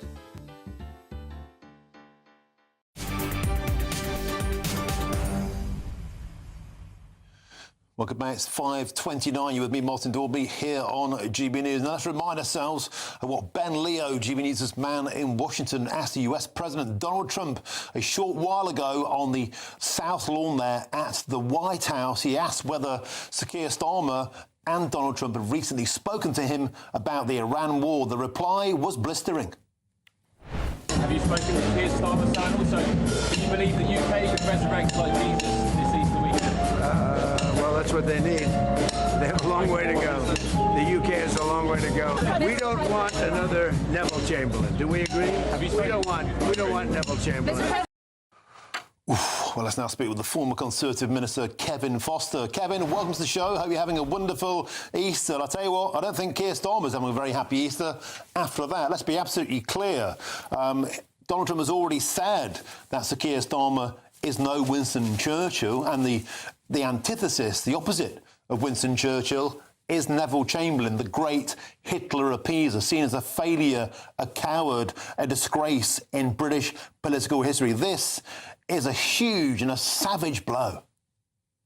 It is a very savage comment to make. You know, Neville Chamberlain's defining moment was peace in our time, when he would been completely gullible and had believed that Adolf Hitler would not pursue further claims after he'd got the Sudetenland off Czechoslovakia. It's worth noting that actually at the time, Neville Chamberlain was very, very popular, and the man over my shoulder was not very popular at all for telling the truth, saying that, you know, people didn't want to have a war. Of course they didn't want to have a war. But one was coming, and that Adolf Hitler was someone who clearly could not be negotiated with. And we can look at some of the current opinion polls around Iran. And, you know, the reality is this is a regime that for 40 years has been exporting terror, has been targeting people, particularly Israelis, but also people here in the UK. And, you know, for those who don't think action should be taken, well, what is your alternative to deal with that? Because it's safe to say the Iranian leaders don't care less about international law. And let's face facts. Kevin Foster, the historic parallel with Neville Chamberlain is clear to me. Perhaps tell me if you think I'm wrong. And that was the message that appeasement to Adolf Hitler sent out is remembered that Hitler felt emboldened that the United Kingdom and also France, because they went the same way, would not join in with any continued military expansionism, and that emboldened Hitler to invade, as you said, Czechoslovakia and then Poland, and then Britain had to declare war anyway. Is the comparison here from Donald Trump that Sir Keir Starmer's, if you like, passivity on this war has emboldened the tyrants, the Islamists, the Ayatollahs in Iran? Possibly, yeah. He'll see it as the Western countries not coming behind him to deal with the threat that he sees. Though also has to be said, for Donald Trump as well. Similarly, the reason why 1938 spiraled towards what happened in 1939 was the United States adopting an isolationist position, hoping that two great oceans would keep it out of another world war. Well, that clearly didn't work, and actually it then meant the United States ended up in an even more destructive war than what might have happened if in 1938 they joined with Britain and France and drawing a red line around Hitler's demands on Czechoslovakia. But of course, what ifs are marvellous. It would have been very difficult in the politics of that time to have drawn such a clear red line and threatened conflict, particularly with so many politicians at that time being First World War veterans. They knew what Passchendaele meant, what the Somme meant. They were desperate to try and avoid their sons seeing that type of conflict again. But in the 21st century, we have to be very conscious in our own minds that, there are powers rising that couldn't care less about international. President Xi in China literally could not care less what the position of the UN is on a range of things. And we've seen what Vladimir Putin's been doing in Ukraine. So whilst there is, I think, a lot to be said that, Keir Starmer, that first weekend when they couldn't make their mind up whether they agreed with what Trump was doing or not, it's probably actually done more damage than actually if he'd said he disagreed. Because I think Donald Trump probably had more respect to someone who said, actually, sorry, I don't agree with you. But then when our bases were attacked, actually moving to deal with that, rather than triangulation, quoting whatever Lord Hermer had said to him, that I suspect is what's done the damage here. Kevin Foster, we're expecting to hear from Donald Trump in about 25 minutes' time. When we spoke with him a short moment ago on the White House lawn, here's a president that doesn't seem in any mood to be backing down on the hostilities towards Iran, saying again, if they don't comply, if there isn't an immediate ceasefire, they don't open the Strait of Hormuz, then the country will be obliterated. First, its bridges and its power stations. Are you anticipating a bold and hostile Donald Trump this afternoon? I suspect we'll see Donald Trump doing what he usually does, which is make very strong statements. Whether it be in any way sensible to go in and target large amounts of civilian infrastructure in Iran is another matter. It's clear the Iranian regime actually does not have the support of the vast majority of people living in Iran. You can look at the protests here in the West that, people showing up to a protest in favor of the regime are mostly white left-wingers from the West, whilst people who actually have ever lived under that regime are showing up to protest calling for it to be abolished and replaced with a democracy. So there is, I think, a balance here. There are many people in Iran who do not support this. If there was a free and fair election in Iran tomorrow morning, it's almost certain the Islamic Republic would not win that election. So where the Americans have tread a very careful line here is that people will be quite happy to see the IRGC struck and much of the military. But if it starts extending into wider civilian infrastructure, that does start bringing issues. Do you then alienate many people who actually Donald Trump is keen to see get a chance to finally have a free and fair election and choose their own leaders? OK, thank you very much for joining us on this Easter Monday. That's the former Conservative Minister, Kevin Foster. Thank you very, very much. There's lots more still to come between now and 6 p.m, including Donald Trump, who has yet again slammed the British Prime Minister, Sir Keir Starmer, comparing him this time to Neville Chamberlain, the great Hitler appeaser. Is a special relationship now lying on the floor, smashed like an unwanted Easter egg. But for now, if you're travelling home from work or from school, here's your traffic and your travel update, and please stick with us.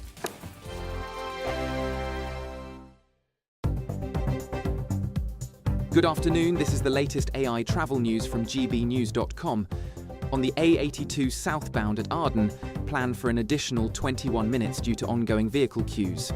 On the M4 eastbound, traffic is slow moving from junction 48 at Hendy to junction 43 at Landesey, with severe congestion affecting travel times. And on the trains, Avanti West Coast faces major engineering work at London Euston and between Preston and Glasgow Central and Edinburgh, significantly impacting services. Greater Anglia reports significant disruptions between Shenfield and Chelmsford, causing delays. For more travel news, go to gbnews.com.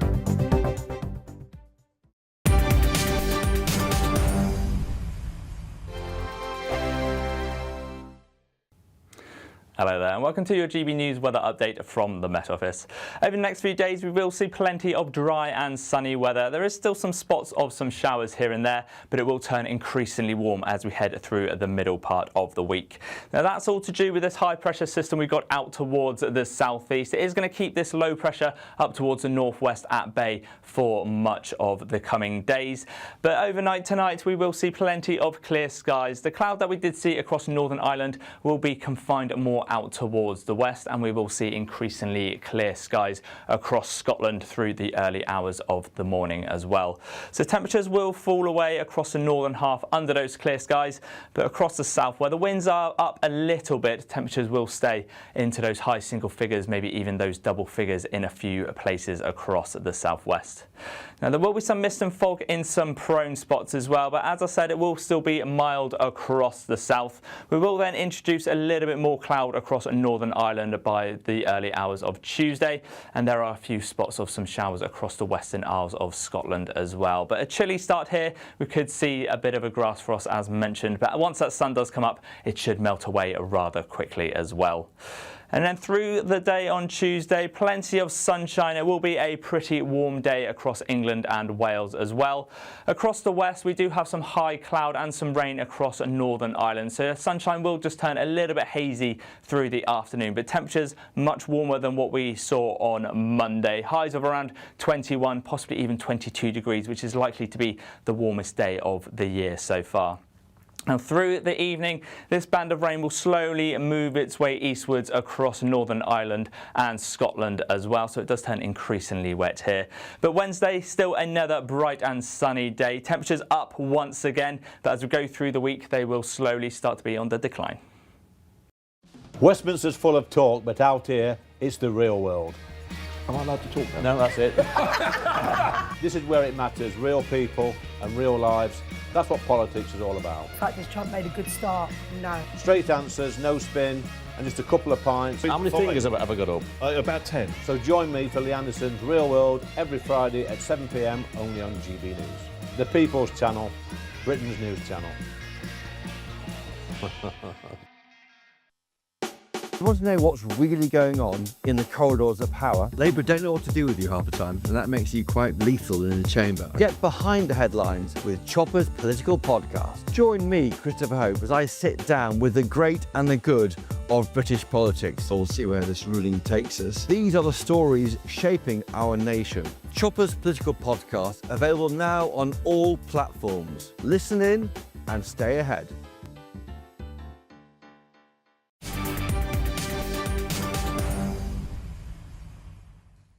Welcome back to the show. It's a pleasure to have your company. Now then, I'm Martin Daubney on GB News. Now, we're thrilled to say that GB News Breakfast has once again been nominated for Best News Programme at the Trick Awards. Breakfast have won this award for the past 3 years on the bounce, and the team couldn't have done it without you, our loyal and beautiful GB News audience. But we need you to vote for Breakfast if you think that we should win this year. And you can do that. You can vote now by scanning the QR code on your screens or by going to poll-trick.org.uk. Get stuck in. You know it makes sense. A huge drama on the White House lawn this afternoon. Just to remind you of what Ben Leo, GB News' man in Washington, D.C., asked the US President not long ago about Keir Starmer and whether he had recently spoken with him about the Iran war. Be warned, it's explosive. Have you spoken with Keir Starmer, Stan? Also, do you believe the UK could resurrect like Jesus this Easter weekend? Well, that's what they need. They have a long way to go. The UK has a long way to go. We don't want another Neville Chamberlain. Do we agree? We don't want Neville Chamberlain. Brutal comment there. We don't want another Neville Chamberlain. Remember Neville Chamberlain, remembered historically as the great appeaser of Adolf Hitler. The Munich Agreement, we have peace in our time, and the rest is history. We had anything but peace in our time. I'm joined in the studio by the Iranian dissident, great friend of the show, Niak Gorbani. Niak, welcome to Westminster once again, and happy Easter to you, sir. To you too. Thank you. Around about 20 minutes' time, Niak, we're expecting to hear from Donald Trump. He was very, very forthright on the White House lawn about an hour ago when he was questioned about what his intent is ahead of tonight, and he doubled down. He said if Iran don't reopen the Strait of Hormuz, if they don't stand aside, I will obliterate them. Now, some people are saying this is a bad move if Donald Trump targets things like power plants or targets the bridges, because that may impact the civilian population. It could be a war crime, according to some people. You're an Iranian. What's your take? Actually, before the war started in Iran, we had around, sometimes around 6 hours without electricity, without water, even water in Iran. We have already, type of no electricity in our country, around the country, even in Tehran, because they send electricity to the country around us, in Iraq, in Pakistan, the country like that. But, in my view, I think President Trump wants to show the world Islamic Republic doesn't care about the Iranian people, which is, is right. He's threatening them to being surrounded, but when they don't, he will not. I think he will not bomb, the power plant, and he just threatening to show the other countries like France, who support actually Islamic Republic and wants to stop war between the Islamic Republic and Israel and US. He just want to show they don't care about the Iranian people. Niak, Donald Trump also said the Iranian people want to hear bombs, and that's because they want to be free. If they protest, they'll be immediately shot. Yeah, actually, when I see the interview of President Trump, he said, when the Iranian doesn't hear the bomb, they will upset. Absolutely, it's true. Absolutely true. The Iranians inside Iran, when the Islamic Republic stay in power, even they are super weak, they feel the Western country, not Western right now, just Israel and US backing Iranian people. They feel they let them alone with the Islamic Republic. That's why they want to have a chance to change the regime, but when they don't hear the war and when they don't hear the bomb, they feel they are still unsafe because of the Islamic Republic. His actually view, it's absolutely right. And I heard from many people when I have, connection, they saying, let finish the job. You have to do that, Okay. Without that, we still have, just imagine when the ceasefire happened, which is Emmanuel Macron asking for. When ceasefire happen, what's going to be happen to Iranian people? What's going to be happen to the actually regime who lost their leader? Khamenei is their leader. The US killed their leader. What's going to be happen after that? Okay, Niak, stick with us. Plenty more to come, of course. Donald Trump is to hold an Iran war press conference from the Oval Office after yet again slamming Keir Starmer today by comparing him to Neville Chamberlain. I'll be here till the end of the hour as we approach that press conference with Niak Gorbani here on GB News, Britain's News Channel. Dinner under the stars tonight? That reminds me of our travel insurance. You mean all clear skies? All Clear Travel Insurance sponsors GB News travel destinations forecast.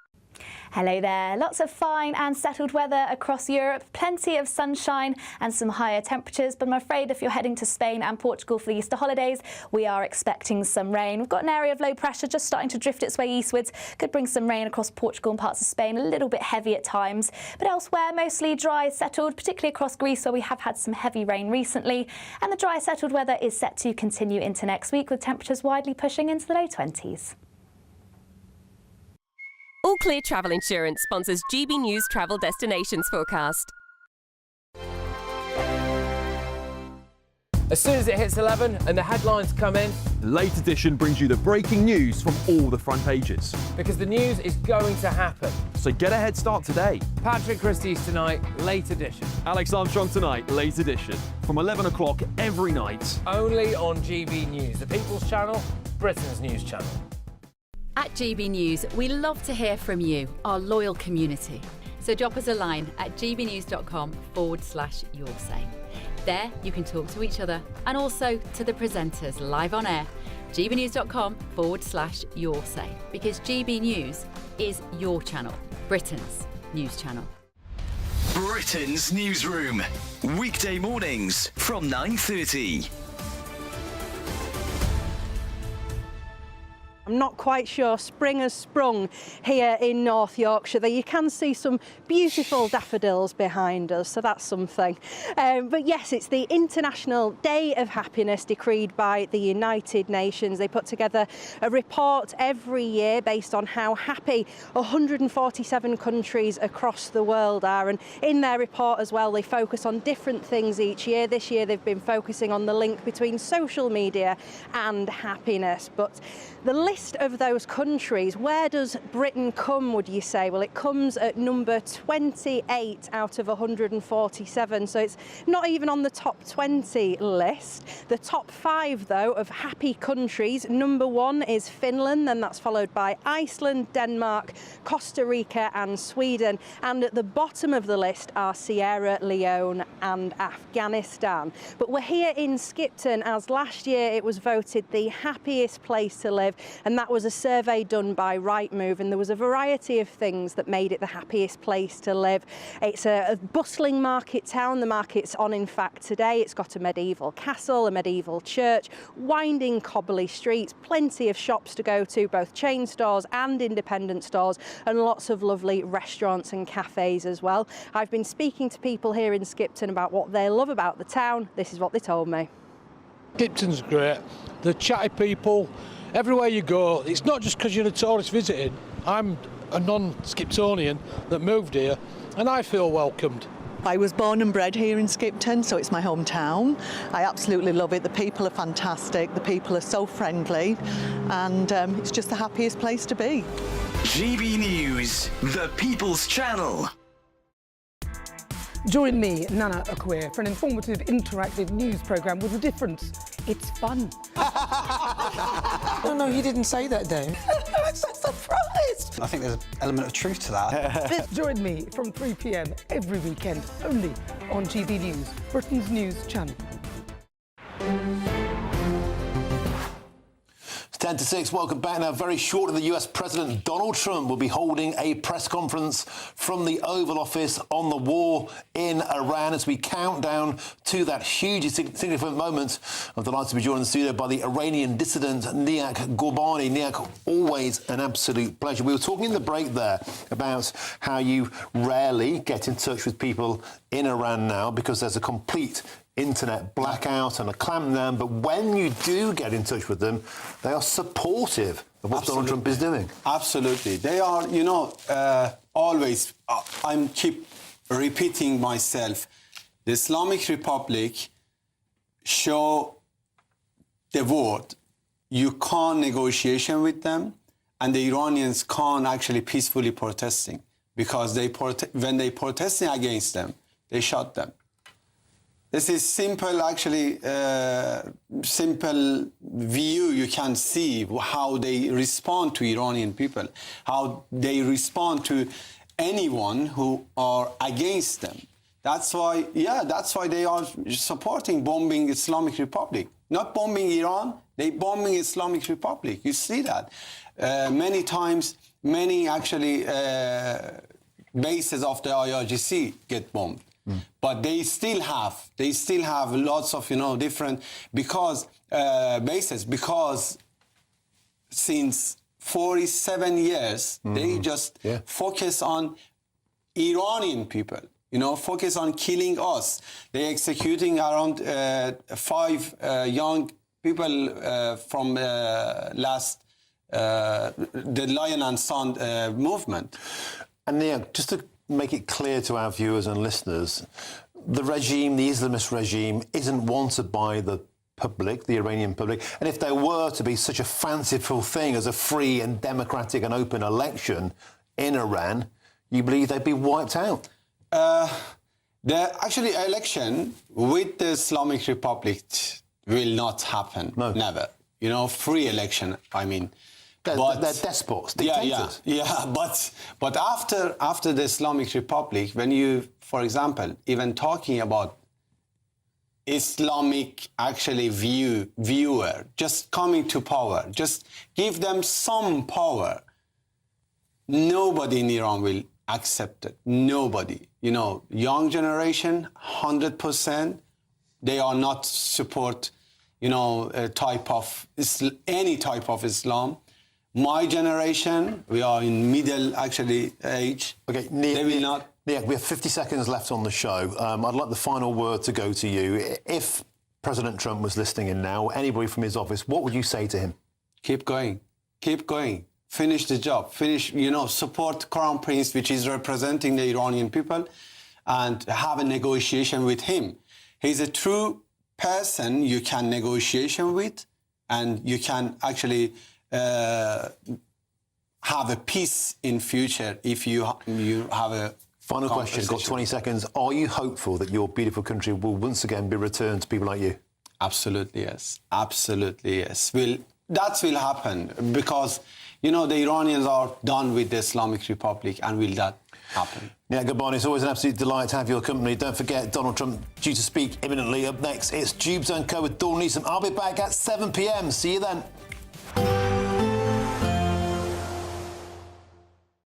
Today, clouds overhead, total zen within. Boxed Solar sponsors the weather on GB News. Hello there and welcome to your GB News weather update from the Met Office. Over the next few days we will see plenty of dry and sunny weather. There is still some spots of some showers here and there, but it will turn increasingly warm as we head through the middle part of the week. Now that's all to do with this high pressure system we've got out towards the southeast. It is going to keep this low pressure up towards the northwest at bay for much of the coming days. But overnight tonight we will see plenty of clear skies. The cloud that we did see across Northern Ireland will be confined more out towards the west, and we will see increasingly clear skies across Scotland through the early hours of the morning as well. So temperatures will fall away across the northern half under those clear skies, but across the south where the winds are up a little bit, temperatures will stay into those high single figures, maybe even those double figures in a few places across the southwest. Now there will be some mist and fog in some prone spots as well, but as I said, it will still be mild across the south. We will then introduce a little bit more cloud across Northern Ireland by the early hours of Tuesday, and there are a few spots of some showers across the Western Isles of Scotland as well. But a chilly start here. We could see a bit of a grass frost as mentioned, but once that sun does come up, it should melt away rather quickly as well. And then through the day on Tuesday, plenty of sunshine. It will be a pretty warm day across England and Wales as well. Across the west, we do have some high cloud and some rain across Northern Ireland. So sunshine will just turn a little bit hazy through the afternoon, but temperatures much warmer than what